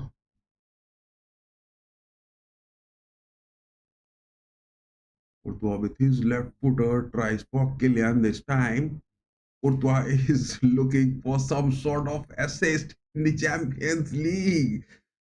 Thibaut Courtois is looking for some sort of assist to be happening in the Champions League. This left footer shots he is trying to find Kylian. Oh my goodness. Ancelotti's men are looking gaining back those big moments. Valverde passes to Bellingham. Mendy. Mendy is losing some sort of position at times. It is Sabalos, but some sort of clearances from Mendy in the end. Bellingham is having those opportunities, and the citizens are now looking, falling on the pitch because the nerves down by 4 goals are not talking anymore. Rodrigo goes for Kylian. Kylian against Akin. Kylian again inside the box. Yes, he has got a Kane into Vinny Jr. Vinny Jr. couldn't take that deflection from Diaz. Man, fourth goal. That was the fourth goal incoming. Big opportunity. That was a big opportunity. Look at that speed from Kylian against Nathan Ake. And Kylian, look at his speed, man. He is fast as a lightning. A long ball for Kusanov. Asensio, man marking him good. No worries for Courtois. Citizens, on the other hand, now are looking desperate, taking those shots from outside the box. They are now looking for those long balls. I mean, nothing is looking turning the table because the referee in the second leg, it is the man Esteban Kovacs, who is not creating those damages like the first leg, Clement Turpin, who was doing it back. Lingam Chouameni, Winnie goes for Rodrigo, interception. Asensio staying on the center backs, Rudiger. It is Sabalos again assisting those center back movements, passes to Chouameni, Rodrigo, Kylian. Rodrigo again, Chouameni. But in this leg, Los Blancos have got those 3 goals, but most of the times it is from the sides of Valverde where they are going from the right wings, but from the left wings, it is Vinicius Jr. who has not even a single time got anything creative happening. From the left wings, if you talk about, most of the attacks have come in from the center of the pitch. Zavalos goes for Rudiger. Rudiger to the far wings. Valverde safe onto his legs. Again, Kylian just gets a dribble, a false dribble onto it, misses that. Rudiger inside the box again. Oh my goodness. Rodrigo was inside the box, but finally denied. Still 73 minutes on the watch, and the citizens are not making any sort of build-ups, are looking hopeless. Citizens are looking hopeless, making any sort of advancement in the build-ups. Kylian again. Will he take that shot? But goes for Vinicius Jr. takes that shot. Oh my God. Vinicius took that shot from his left footer. Kylian this time went to Vinicius, but that shot from Vinny was nowhere near the post. That shot from Vinny was nowhere near the post to be happening. Ancelotti is having some sort of words with his assist. Is it that the substitution which is oh my God, Vinny gets that shot, but this time Ederson denies it. That was the fourth goal, boy. That was the fourth goal. That was the fourth goal which was seen incoming. Vinicius Jr., will he get that? In the Champions League, goal scoring machines.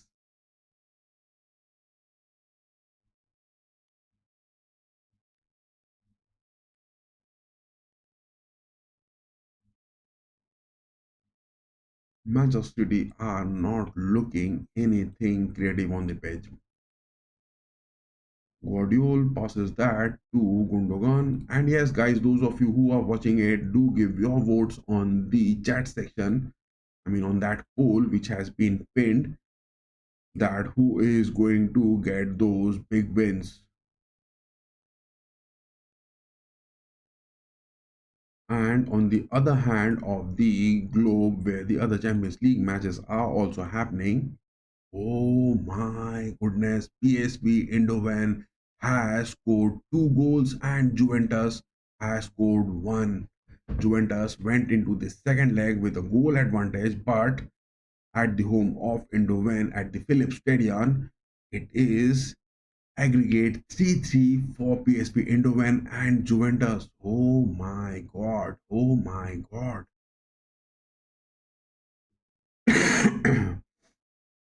PSG has got those 5 goals. Oh my god. On an aggregate 8-0 against Brest. PSG, oh my god. Luis Henrique and his men. One-sided. One-sided game for both the legs. PSG against Brest. Aggregate 8-0, and in this they are 5 up. Barcola, Kvaratskhelia, Vitinha, Dove, Mendes. Oh my god, holy shit. Who hasn't scored in that? Everyone has scored. Dortmund and Sporting CP ended. Dortmund has already advanced. Oh my god, that is a shot taken. Courtois. Look at that. Foden took that shot. Who was that? Who took that shot? I think that was Foden. Was that Foden or was that Gundogan? Who took that shot?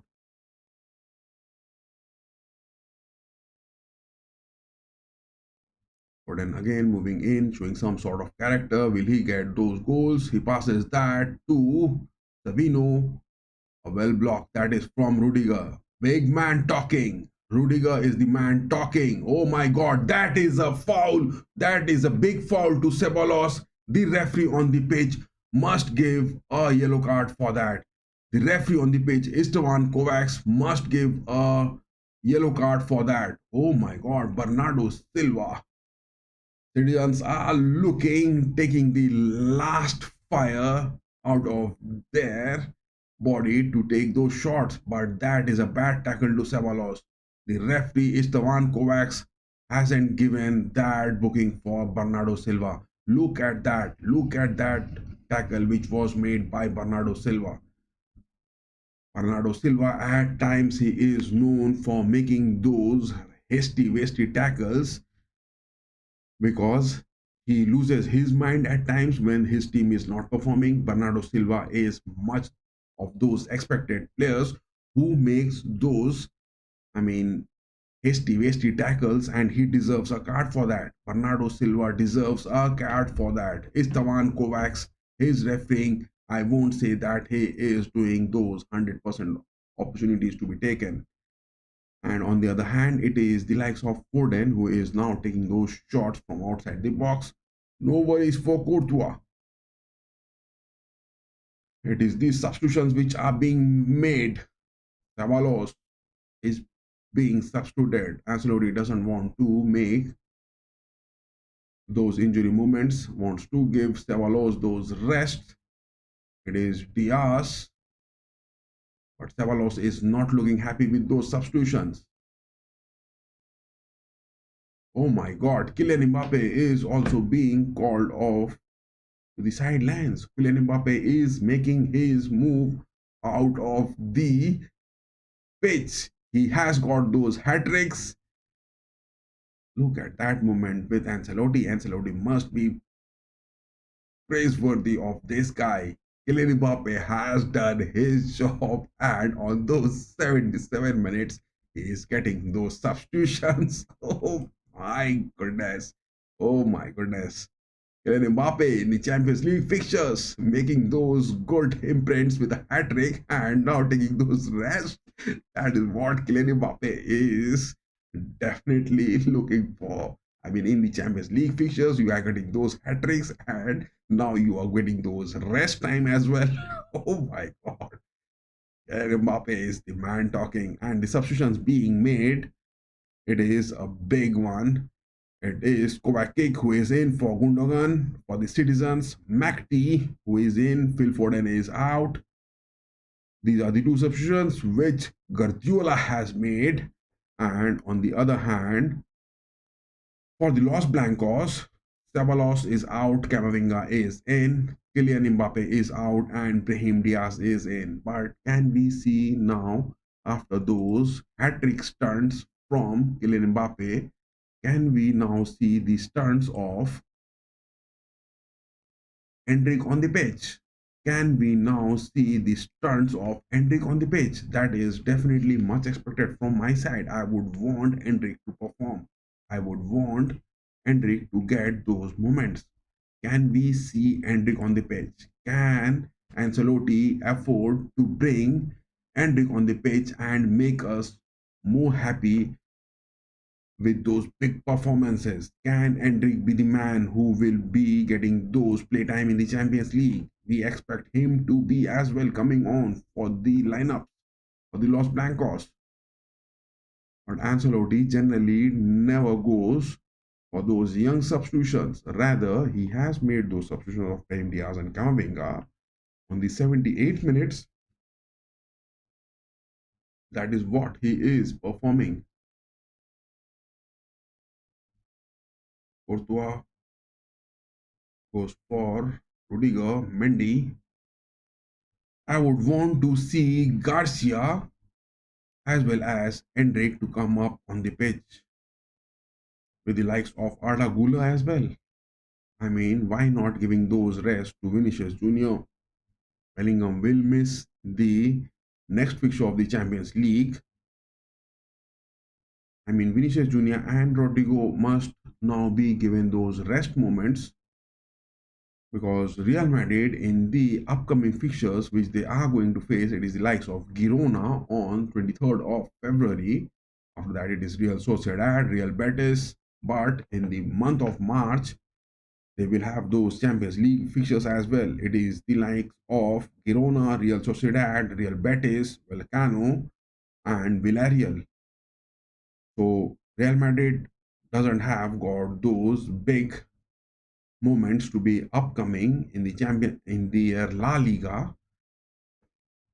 I mean, Girona, Sociedad, Real Betis, Royal Vallecano, Villarreal, they will definitely look to overcome this, but Vallecano has got some high points in the La Liga at the 6th spot, Real Betis at the 8th spot, Sociedad at 11th.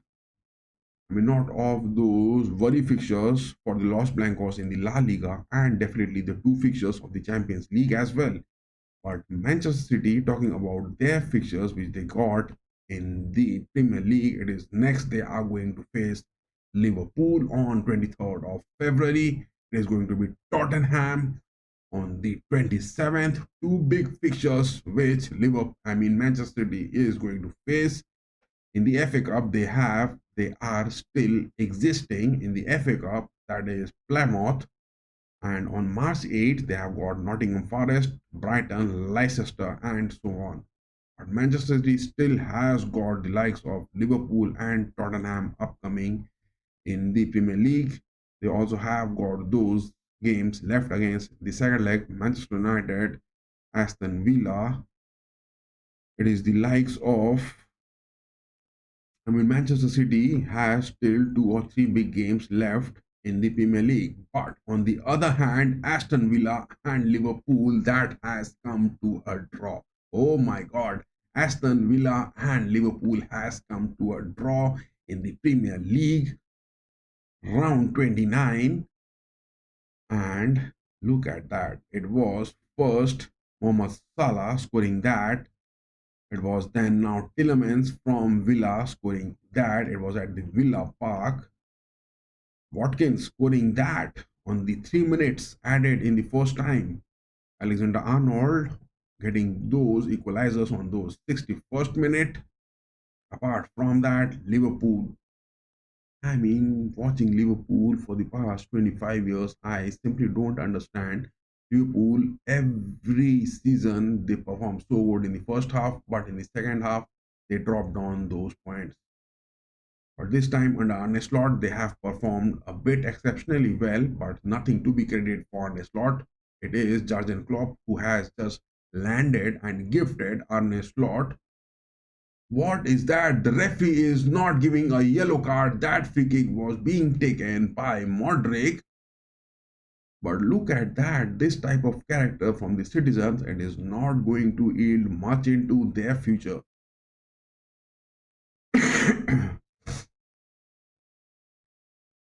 Yes, Liverpool and Aston Villa has ended in a draw, but Manchester City is so down. Are they going to get those big numbers? Rodrigo again takes that shot from inside the box, but not clinical and not that power in it to get a goal. That is what I am saying. Kylian Mbappe has got those conversions, but none from Vinicius Jr. and Rodrigo hasn't been clinical. Now Ancelotti has put up Vinny and Rodrigo on the forwards. It is now Marmoush moving it up against Asensio. Asensio is marking him good. Mendy has joined the defensive aspect. Bellingham, Modric dropping down. Diaz, Savino on the edge of the box from the left wings. Passes that to Kovacic. Nico, Nico Gonzalez, that young man on the defensive midfields, but he is not playing those defensive midfield positions which is needed. He is staying so high near the center of the box, and those spaces which Kovacic needs is definitely not what is getting from him. Marmoush gets into the box, passes to Silva. No space for Silva to cut in. Savino again. Citizens on the 85 minutes now are looking to make some sort of tactical build-ups happening, but they are being denied time and again from the rigid defense of the Los Blancos. And in this game, to talk about these stats, the Los Blancos hasn't given a single opportunity for these citizens to take. I mean, 7 shots they have taken, 2 on target, but those 2 shots which were on target, they were quite far off the post. No worries, that was for Courtois. He got those good safe touch moments. On the other hand, 15 shots Los Blancos has got.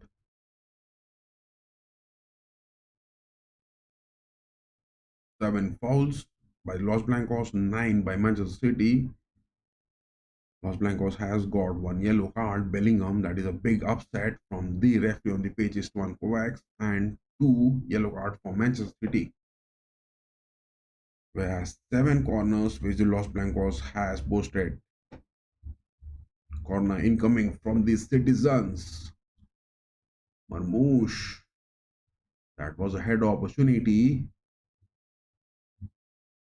Look at that from Kusanov, takes that shot, but that young blood isn't that clinical to get a goal at the Santiago Bernabeu.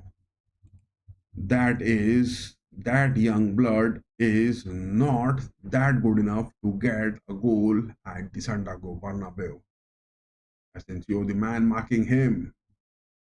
Valverde also joined the forces, but Courtois gets a hit on his lower abdominal. Ball is out for goal kick. Bernardo Silva takes that header. No chances. Bellingham takes that counter. What is that? McTee, the player, is inside the box. I mean, why has he fallen inside the box? What was that? Manchester City players now want some sort of corners to be taken. That is looking funny on the pitch. That is looking funny on the pitch. That is looking hilarious. That is looking funny. That is looking ridiculous. Look at that from McTee. James McTee, that player who had a ball inside the box, and now citizens are looking to score at least a goal. I mean, some sort of consolation which they can take back home for the fans, at least to get some moments, but still not a single shot which they could have afford to get a goal. Bad tackle to Rudiger. Rudiger is down to the pitch. Guardiola has made that challenge and he is confessing it. That is a good character from Guardiola at least.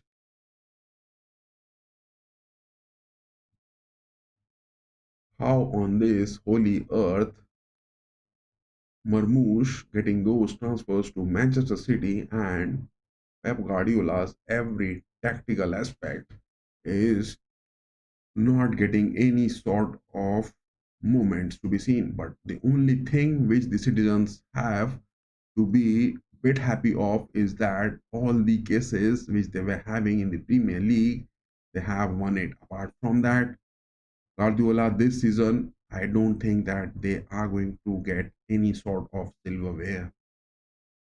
It is David Alaba making his presence. Vinicius Jr., Valverde dropping down to the sidelines. Now that baby Endrick. I am in love with that kid Endrick on the pitch. I am in love with that kid Endrick on the pitch. This man makes his move, and I would love to see Endrick get a goal. I would love to see Endrick get a goal. Courtois goes for Camavinga. First touch, not that good enough. Rudiger gets those clearances. But look at that. Bellingham has been fouled. It is Marmoush. But Camavinga gets that tackle. I mean, that is what I'm saying about. Camavinga is still struggling. Camavinga is still struggling. No denying the fact. Camavinga is still struggling. Marmoush was looking, overtaking that. But Camavinga saves that with a tackle, but at the cost of a free kick. But I would love to see Hendrik scoring. I would love to see this boy Hendrik scoring and for him to be regular on the pitch. 90 minutes are up, 2 minutes of stoppage time. Can the citizens get some sort of consolation with a goal? It is now their million baby Marmoush taking those. Oh my god. Oh my god. Is that a goal which Marmoush has got? What was that? What was that? What was that?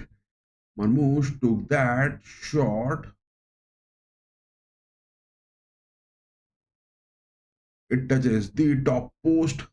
Finally, Marmoush does some sort of magical charisma to it. But will that goal stand? Will that goal stand? Was that an offside? David Alaba has already raised his hands for offside to be checked. VAR decision ongoing or not? That is the question. Yes, that goal has been awarded to the citizens. That is the goal consolation prize, which the Manchester City fans will have. 6-3. The scoreline on an aggregate will be 3 goals lead. That is the goal, and Nico Gonzalez, that Spaniard, substituting, in place for Rodri on the defensive midfields, will get it. So Pep Guardiola will have some sort of relief that at least they have got a goal, but still a VAR is going on. VAR goal check. That is a VAR goal check. A consolation for Pep Guardiola late in the stoppage time with one goal. At least they can enjoy. At least their fans can have some sort of relief and breathe fresh air with that goal. Is that goal going to be? Is that goal going to stand? VAR check is over. Yes, the goal has been awarded to the citizens. That is the single goal. 2 minutes of stoppage time is up. 3 minutes 12 seconds. When is the referee going to blow the whistle? Nico Kovacs. Man, don't be like Clement Open. Don't be like Clement Open. The game is still ongoing. Citizens, can they get 2 more goals or 3 more goals? What is the fastest goal recovery in the stoppage time in the history of football? That will be a big question. Citizens, can they get those 3 goals in the stoppage time? Big joke.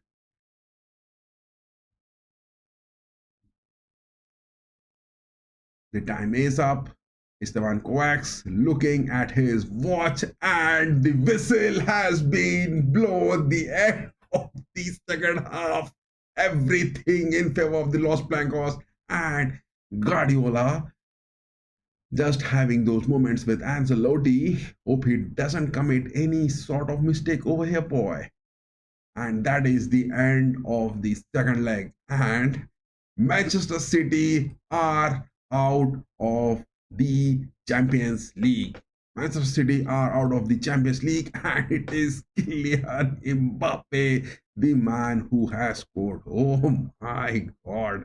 Kylian Mbappe has scored. What a big moment that is. Kylian Mbappe, the man on the pitch, has scored. And it is the end of the match. Oh my goodness. Hala Madrid, boys. Hala Madrid. What a big moment which we had. And Los Blancos getting those next moments.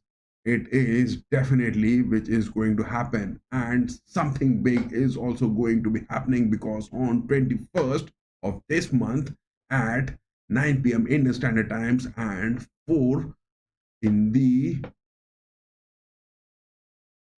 GMT, there is the USCL draws which will be happening. And to talk about Pep Guardiola's trilling men have got that so bad. So bad. But on the other hand, PSV Eindhoven and Juventus, this game is also happening. Look at that. Kylian Mbappe is celebrating it good, man. Look at that. Kylian Mbappe is celebrating it so good. That hat-trick boy is really enjoying those moments. That is a huge win. In the first leg, it is 3-2, and in the second leg, it is 3-1. All the way for the Los Blancos. In the first leg, it was Clement Turpin getting those big upset moments. But in the second leg, it was Esteban Kovacs, the referee on the pitch, who made those decisions good. No denying the fact. No denying the fact. But the game of PSV Eindhoven and the Juventus is still going. Let's have a watch of that, boy. Let's have a watch of that. PSV Eindhoven as well as the likes of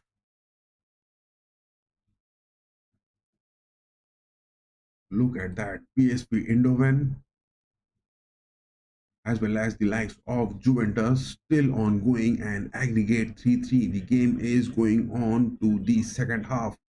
This game is going on to the second half. Oh my God, on the 98th minute, it is the substitutions which Juventus has made, and they have called in Vlahovic. Yes, the game between the Real Madrid, the Los Blancos, and the likes of Manchester City has ended, and what a big win for the citizens. But now we are switching on to the game between PSV Eindhoven and Juventus, and in the lineups, Gonzalez Conciazo Ildiz is still playing on the 77 minutes. What is that going to happen? Are Juventus going to get those upsets? Because now the scoreline is 2-1 in this leg, and on an aggregate it is 3-3, which is happening. One of the Italian giants, AC Milan, are out. Another of the Italian giants, Atalanta, is also out. We will have the watch of the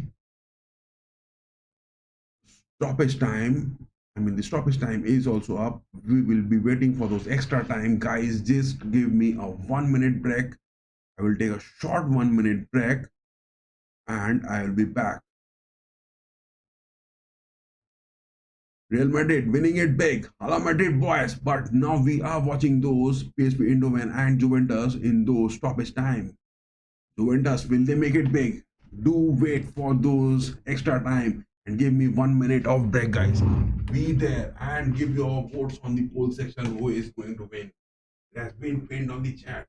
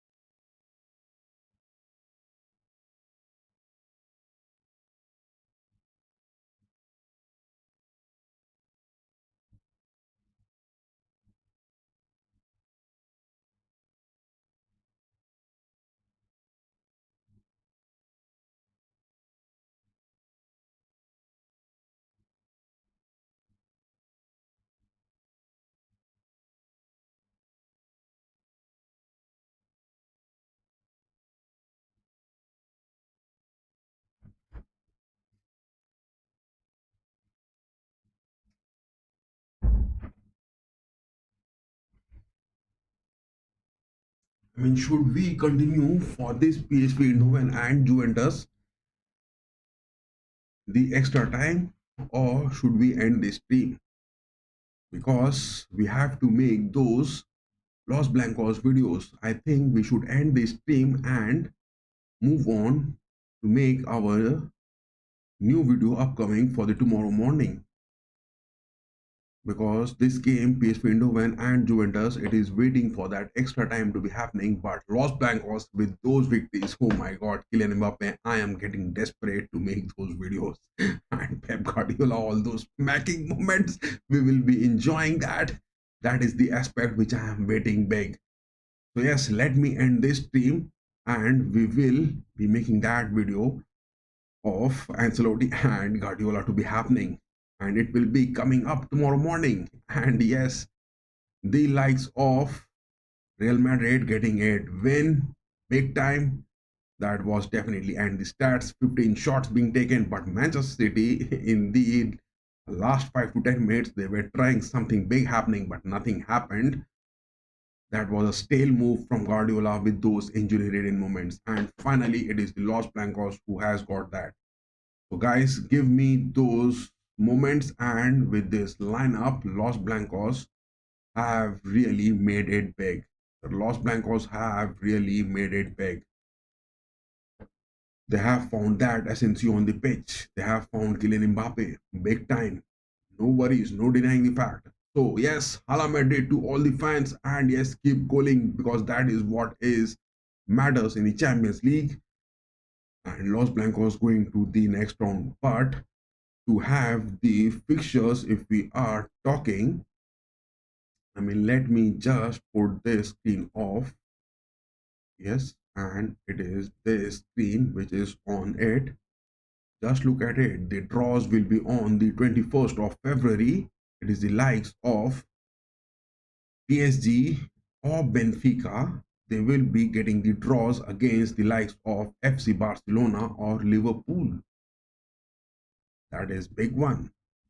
That is big one. PSG on the left side of the bracket and Benfica on the right side of the bracket. They will face Liverpool or Barcelona in the draws. I mean, the first leg, will that be a home for the team or not? That will also be decided by the draws. I mean, two legs will be played in the knockout, and I mean, in the top 16, round of 16, the knockouts, the two legs will be played by the draws which will be made by the pots. In the pots, it is PSG and Benfica going against either Liverpool or it is Barcelona. It is Borussia Dortmund and it is the likes of Club Brugge going against the likes of Lille and Aston Villa. That is the number 2 pot.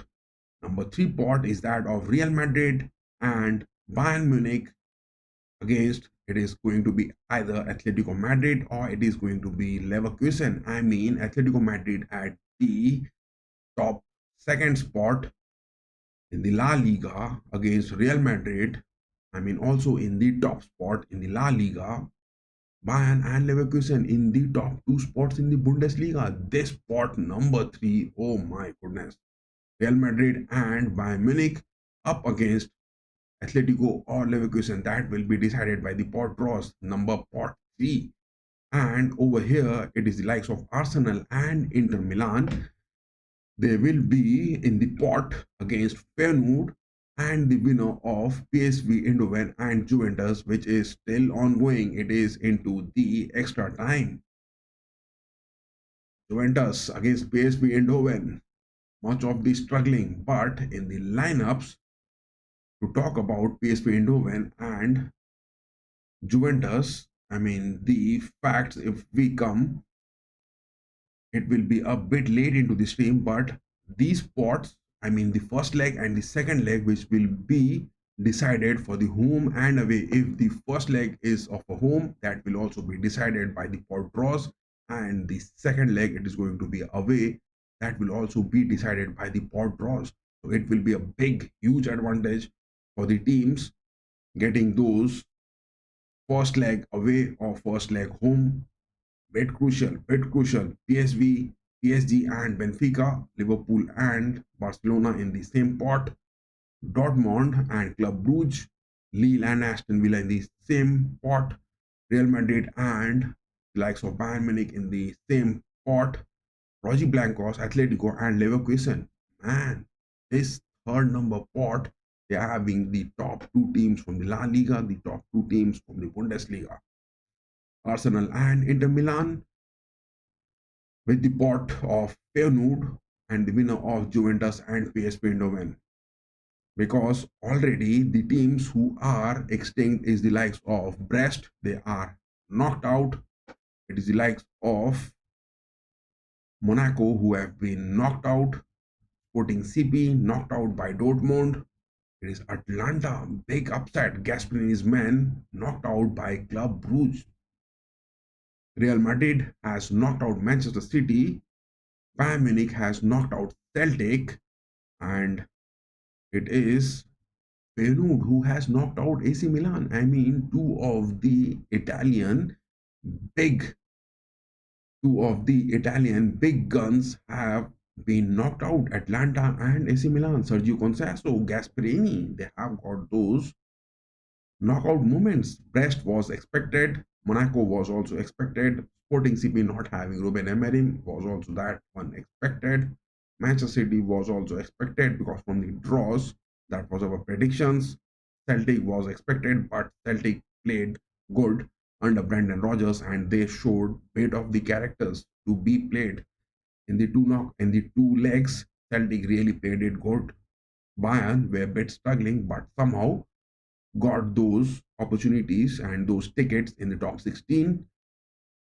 Feyenoord against Milan. Feyenoord has done good in the Champions League this season, but they have knocked out Milan. That was not from my predictions. I thought that Sergio Conceição, with his new appointment as a manager, will do something good in it, and with those transfers which he has got, Milan, with the likes of Joao Felix, with the likes of Chukwueze from Chelsea, they have got those Kyle Walker from Manchester City.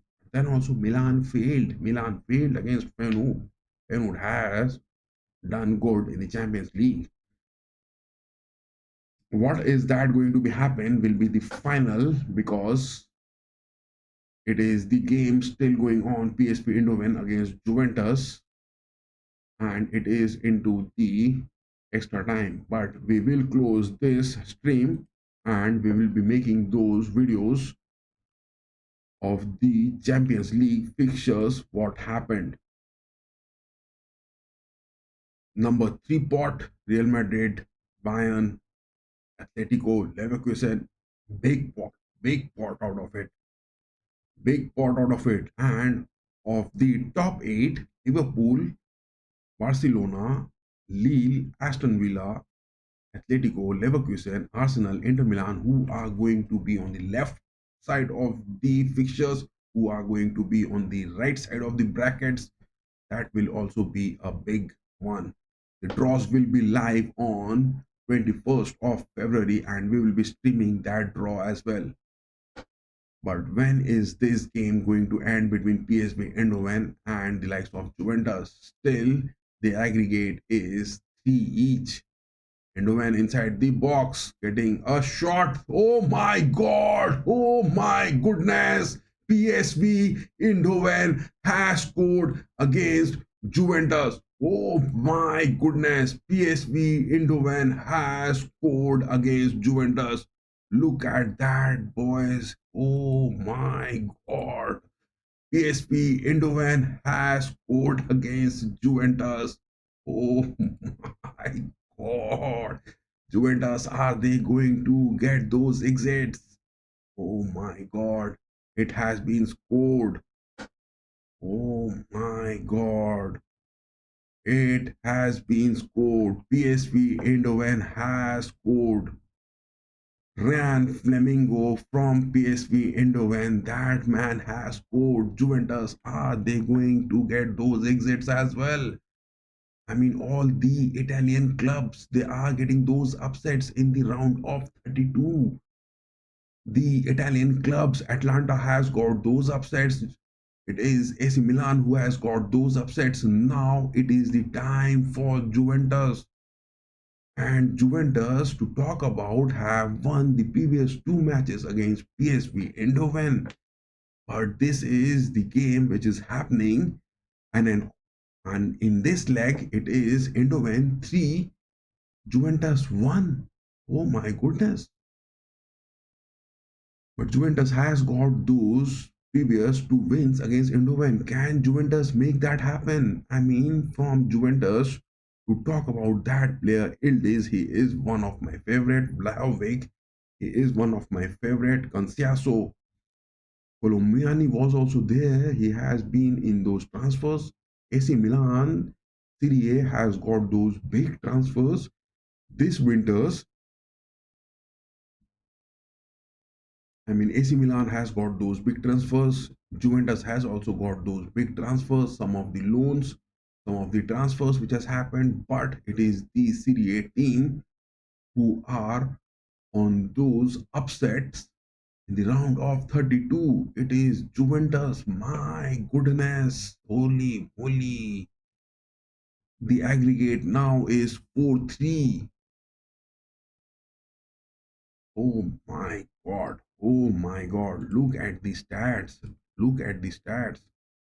Eindhoven has got 23 shots, 8 on target. Juventus has got only 10 shots, only 3 on target. 37% possession by Juventus. Thiago Motta's men are really trailing it back. Thiago Motta's men are really trailing it big back.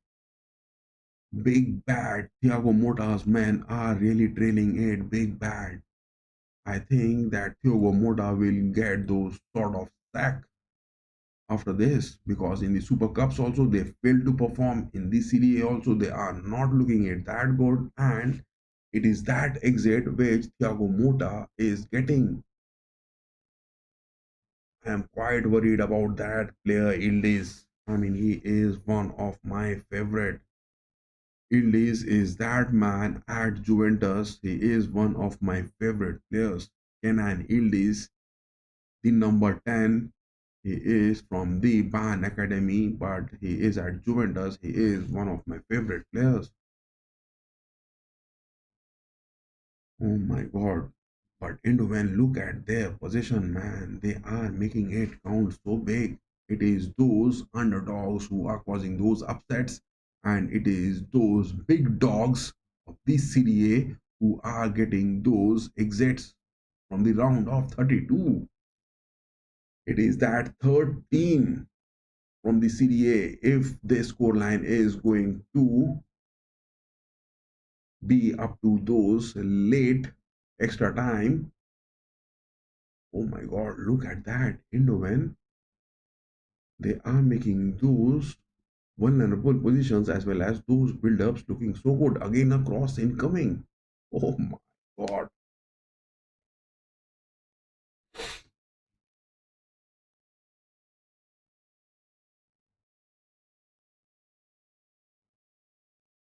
Juventus is looking to make some sort of counters. What a pass that is. What a pass that is. I mean, to talk about Juventus, they have got those big upsets in their previous fixtures, and it was the likes of Inter Milan. I mean, Simone Inzaghi's men got those defeats against Juventus on February 17th, and now it is 20th. Just 3 days passed, but they are now trailing at Stadion Park. I mean, the home of PSV Eindhoven, Philips Stadion. My mistake, guys. It is the Philips Stadion where they are trailing it past PSV Eindhoven. Oh my God. They have got those pictures where they won against Como.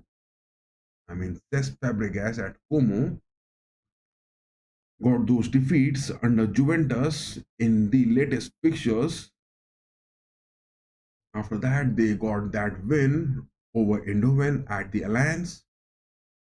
In the Serie A, they won it against Inter Milan, but now they are trailing it by 2 goals in the second leg at the Philips Stadium, and Eindhoven are making those counters looking good. Juventus, can they get those goals equalizers? Will it move for the penalties or not? 103 minutes 45 seconds on the watch. 103 minutes 45 seconds on the watch. Can Juventus get past the score line and go for the penalties? That is what Thiago Motta's men will be definitely wanting to have, because it will be the third upset for the big dogs of the Serie A, Atlanta, AC Milan, and now it is up for Juventus to get it.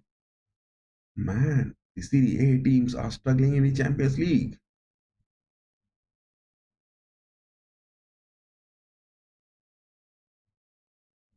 It is only Inter Milan who are surviving.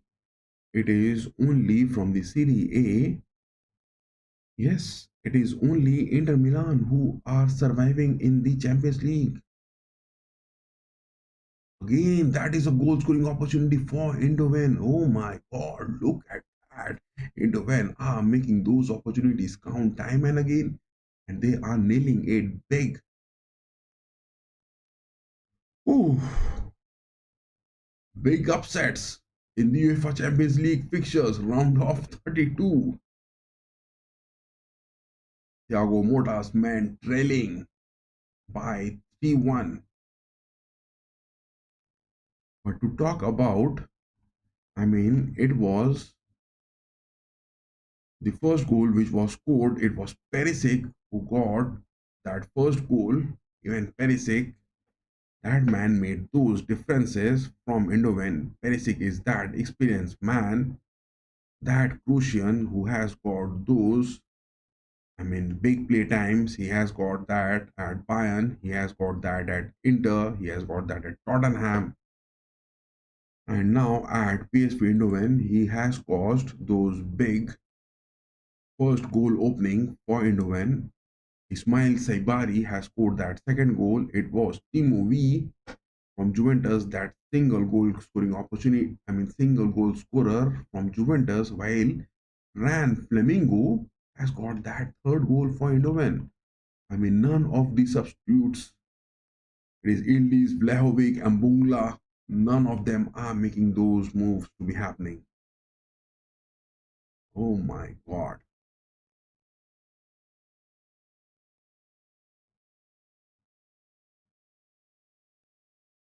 Look at that formation from Eindhoven. They are moving it wide at the same time. They are making those midfield presence. But from Juventus, that approach which they are having, they are not even going for those press. 2 minutes of added time in the first half of the extra time.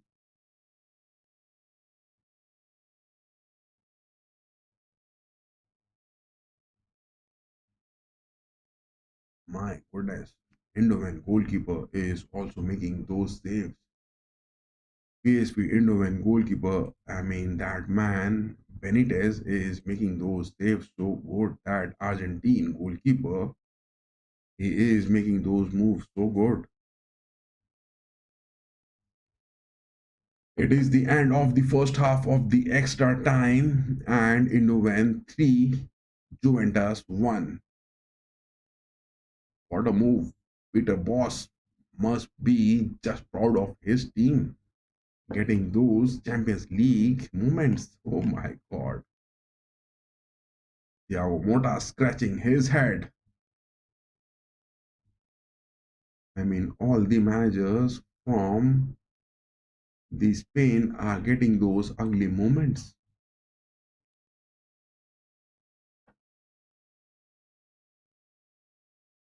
But it is for Juventus to get that one goal. I mean, on an aggregate, that will be equal and go for the penalties. But it is only those 15 minutes which is left for them to be decided.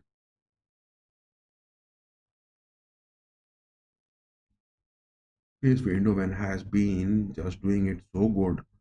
I mean, look at these stats. The stats are talking 24 shots they have got, 9 on target, 63% possession, 618 passes. Oh my God, 83% pass accuracy. At the cost of a yellow card, 5 corners. Eindhoven has been making this match so big, whereas Juventus, 13 shots, 4 on target, 37% possession. It is Juventus who is lacking it big, and just 369 passes, 74% pass accuracy.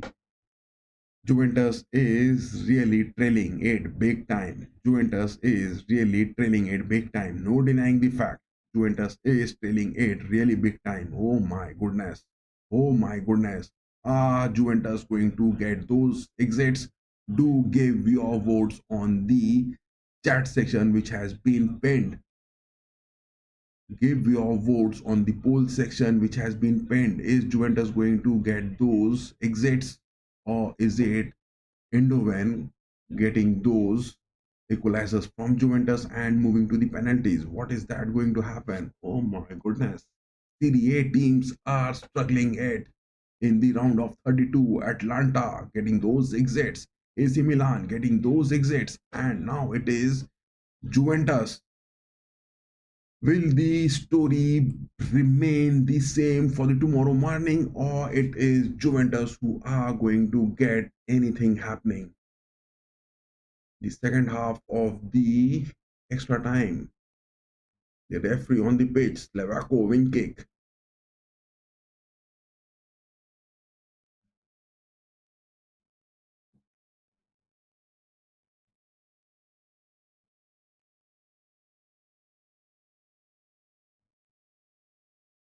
Just 15 minutes left into this for Juventus to make anything happen. Otherwise, it will be their way out from the Champions League. Oh my god. 15 minutes of drama left in the last night of the round of 32 in the last game, which is still ongoing. Juventus and PSV Eindhoven. But Eindhoven, look at them. They are giving their best, not losing any opportunities. They are not giving any sort of tackles to be won. Blahovic inside the box, getting it. Yes, he has won that tackle. But no, the referee has called off for a throw. That is a foul.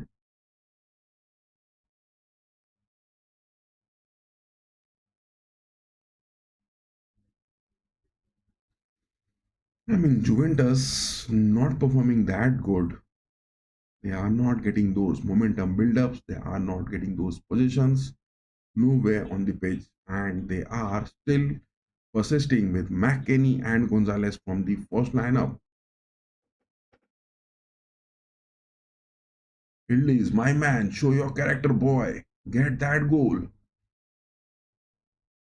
Oh my god. Oh my god. Gonzalez is looking down with those fresh energy which is required. Mangula, Vlahovic, Ildis, can they get those goals?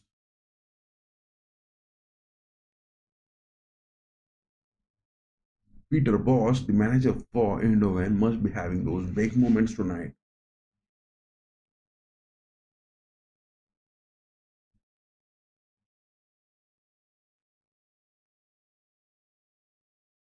Goal kick from Eindhoven, not that good. Eindhoven again making those moves. And look at that. It is Timo Way, Gatti, Vega, Kelly staying so close. And those wide wings from Eindhoven are getting those spaces.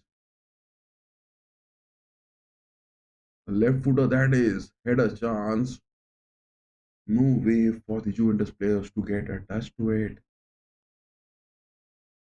Are Juventus going to get those exits? Oh my god, round of 32 has been a disaster for the Serie A teams. No denying the fact. Round of 32 has been a disaster for the Serie A teams. My god, three of the Serie A teams have got those exits. It is now the game on the knockout in the round of 16 will be going to be an open play because none of those teams will be going for those defensive aspects. Just Inter Milan is going to stay. Only one team from the Serie A will be going to stay, and that is the defensive aspect which we'll be talking about. The Italians are known for their defensive wall. My goodness.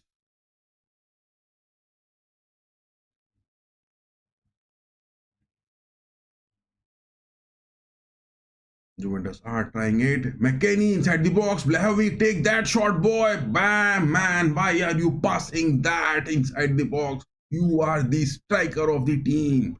Dusan Blahovic inside the box. He is getting that position of the ball and he is passing that. Not, not a striker, boy. You are that number 9. You have to take those shots from inside the box. Holy Christ. A corner that is for Juventus. Illis. Header. Vlahovic being denied. Vlahovic has been denied.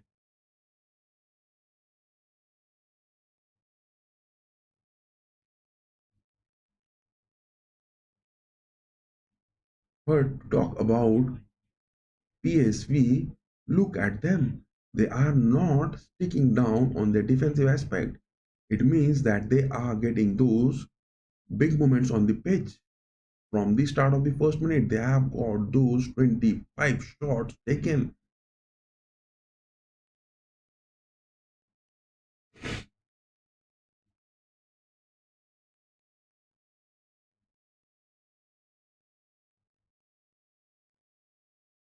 It is Illis again going to take that corner from the left part of the post with his right footer. Illich goes for that far post. No, it was in the mid of the box. And when PSV are staying with those four centre backs. The referee has blown the whistle and it is a free kick for PSV. Oh my god, if Juventus are going to get this exit, then three of the Serie A big dogs have got that elimination in the round of 32. It is only Inter Milan who will be left from the Serie A. Oh my god. Bad things happening for the Serie A big dogs in the Champions League. 111 minutes into the watch.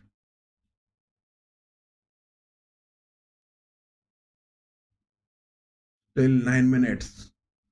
Can Juventus make that equalizer on the aggregate and get the game on to the penalties?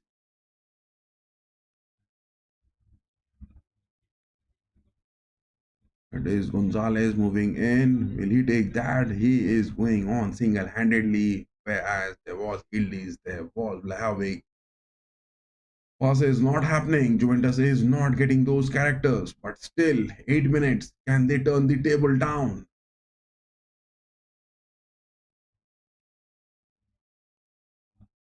Look at that. I mean, both Vlahovic and the likes of McKennie are overlapping their position inside the box.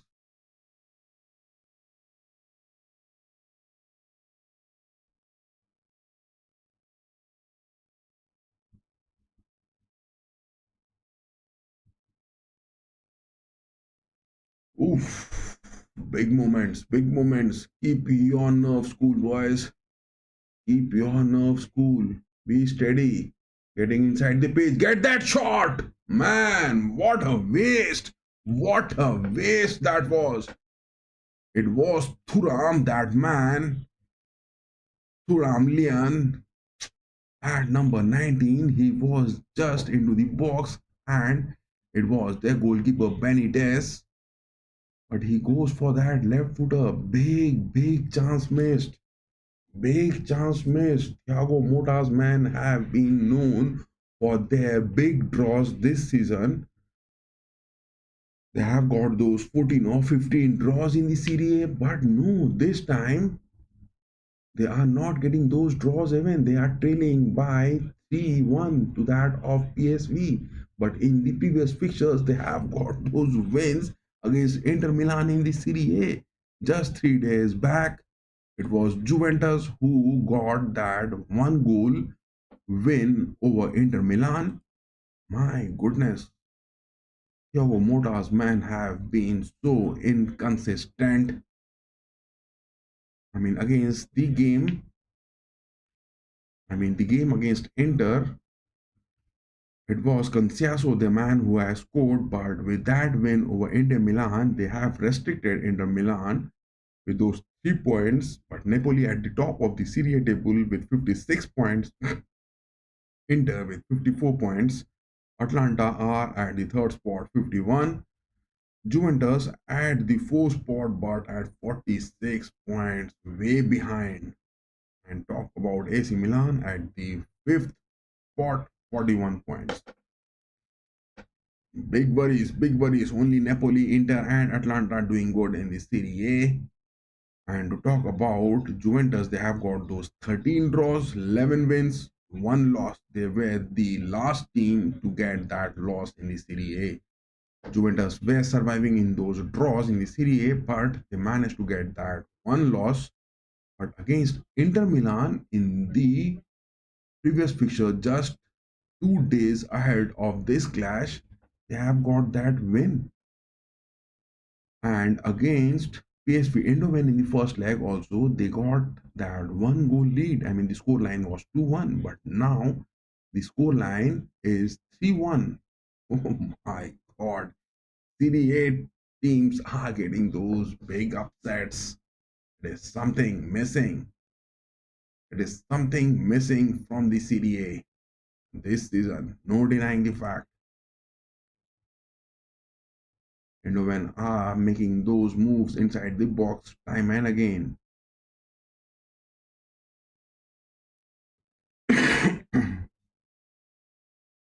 Substitutions for Eindhoven as well. Weirman is out and Adamo N'Golo is in.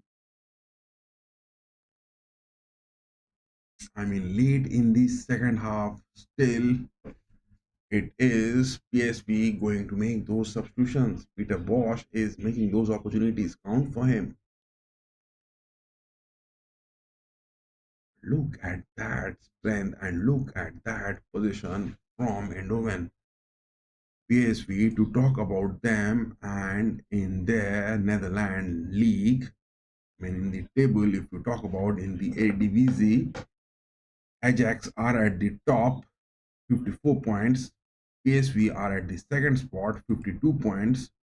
But to talk about Ajax, I mean, their Italian manager Ferioli has been doing it good, and Ajax has been getting those big wins in the past 5 to 6 games consistently. They have lost 3 draws, 17 wins. But PSV, 3 losses, 4 draws, 1 win short of the Ajax. It is just 1 loss more, 1 draw more, and 1 win less from Ajax in the Eredivisie table. Blauvik inside the box, man. Not clinical, not clinical. Juventus are not looking at anything clinical. 117 minutes, rather 118 minutes on the watch. Just 2 minutes left in the second half of the extra time. PSV and Juventus. If Juventus are going to get a goal, then it will go to the penalties. If not, then it is the third exit of the big Serie A, big dogs of the Serie A. Oh my goodness.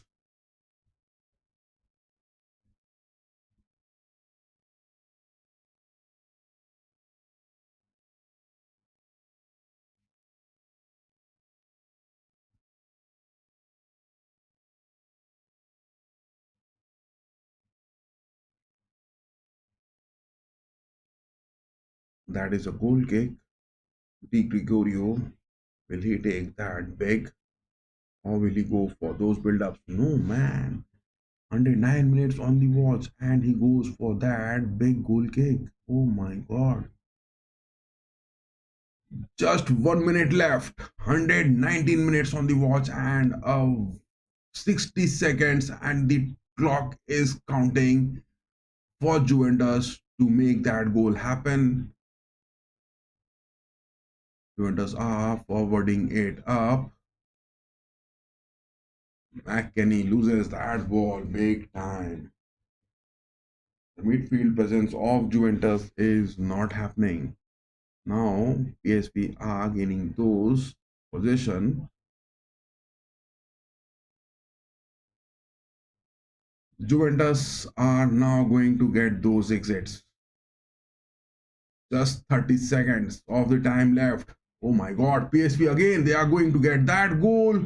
Oh my god, PSV were going to get that fourth goal, and all those tactical errors which Thiago Motta's men are making. Oh my god, PSV are showing a big character. PSV are showing a big character. Juventus players have really got their nerves big down. No denying the fact. Thiago Motta's eyes are both squinted. He is looking amazed by the performance of PSV.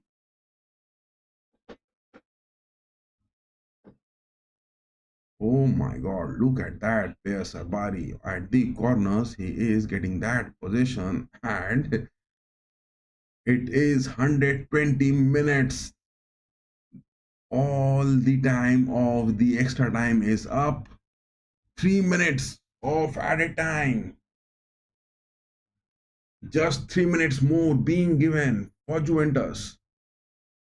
3 minutes more left for Juventus to get any sort of goal any sort of aggregate equalizer to be happening. 3 minutes of time is a big one. You have to utilize that, big boy.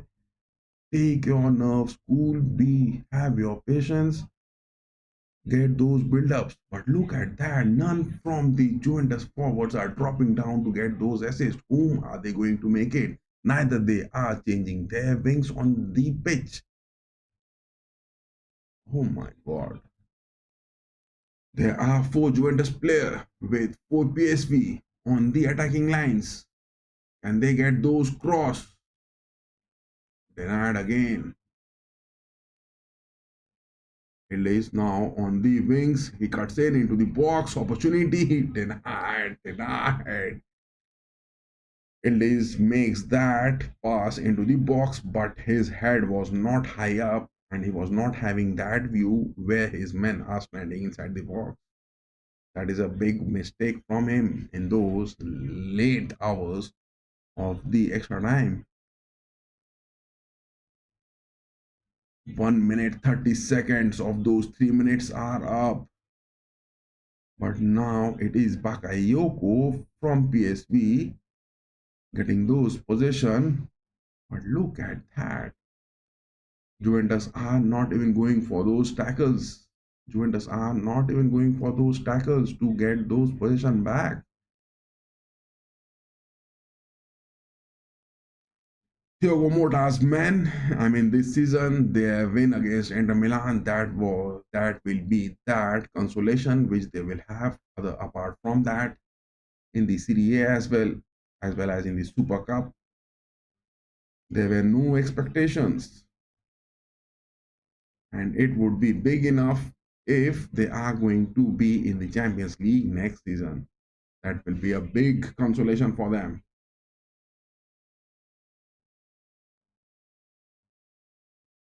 Thiago Motta's face is looking dried up. And what a moment it will be for the PSV fans. Oh my god. Eredivisie Netherlands will be having that good moment. They will be having that good moment.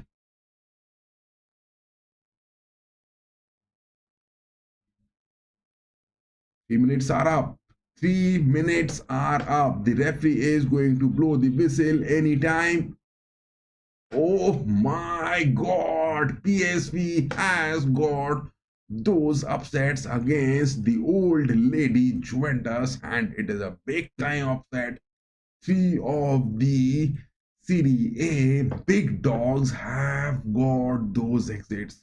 My eyes couldn't believe this. AC Milan are out, Atlanta are out, and now it is Juventus out. Oh my god, what has happened to the Serie A? What has happened to the Serie A? Look at this. Look at this. Oh my god. Now in the pot 4, it is Eindhoven, Feyenoord.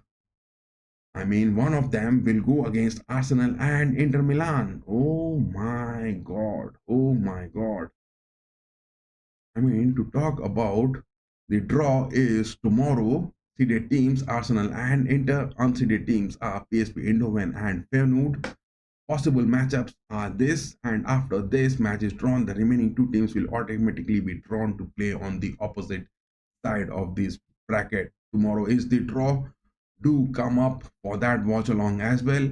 And in the third part, the draw which has been finalized, the draw will be finalized is the seeded teams, the top 8s, where start of the Rogi Bank loss, Atletico Madrid and Leverkusen, and the unseeded teams, those who just moved into the top 16 after the knockout of the 32 playoffs. It is Real Madrid and Bayern Munich who will be drawn against Atletico Madrid and Bayer Leverkusen. It is the probability that it is the Rogi Blancos up against Real Madrid, or it is the Rogi Blancos up against Bayern Munich. The 2 seeded teams from each pot will be drawn against the 2 unseeded teams. And after the match is drawn, the first 2 matches, the remaining 2 matches will automatically drawn to play on the opposite side of the bracket.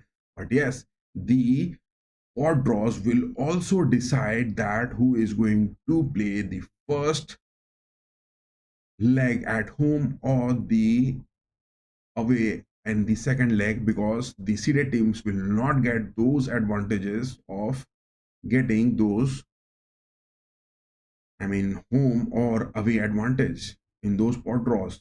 And in the second pot, it is Lille and Aston Villa, Borussia Dortmund and Club Brugge. Oh my goodness. And on the pot one, it is Liverpool and Barcelona. They will be drawn against Paris Saint-Germain and Benfica. These are the pot draws which will be happening tomorrow, and we will be having the watch along of that as well. And what an upset night for the Serie A. What an upset night it is for Manchester City Pep Guardiola. It was upset for Brest as well, but it was much expected. Sporting CP also getting those upsets.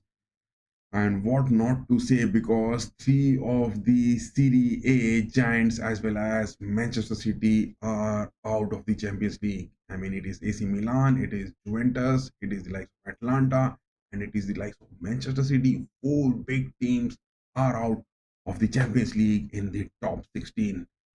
Oh my god, oh my god. And the teams which are staying over here will move to the top 16. Oh my god. This is what the end of the stream which we come up over here, and tomorrow morning we will be uploading those videos. Do stay tuned to it. And there were those polls that who is going to get it, those big wins. Hala Madrid, it is those Haka citizens, it is Juventus the old lady, or it is PSV Eindhoven. Thank you for giving your votes on the chat section which was pinned. And there was also a Q&A that will Kylian Mbappe get his hat-trick today? And Kylian Mbappe roaring it big and getting those hat-tricks was the big moment. Apart from that, in the previous fixtures which we were having was that of, Bayern Munich getting those win over Celtic, moved into the top 16. Benfica, it is the likes of Club Brugge, and yes, definitely it was Feyenoord who moved into the top 16. The draws tomorrow, we'll be having the watch along, as well as tomorrow morning we'll be uploading the videos of the all disheartening happenings in the knockout of 32, as well as those good moments in the knockout of 32. Do stay tuned to FC Ramsay, and the different playlists are also there in our video section. The Premier League, different playlist, Bundesliga, La Liga, Serie A, everything has been there in a different playlist with the UEFA Champions League, and as well as there is a vlog section which has been created for the different analysis as well as the recap of the football moments which we have in the watch along. Do have a view of all of that, and yes, give us those like, share and subscribe. Keep going guys. Bye bye, good night. Hala Madrid for today, and hat-trick for 200 million. Kylian Mbappe, what more can you expect? Ancelotti and Papa Perez roaring high. La la la la. And that was that song. Cut my life into pieces. Sergio Aguero don't have those cases. Testicles. Just a beep moment over here. Bye guys.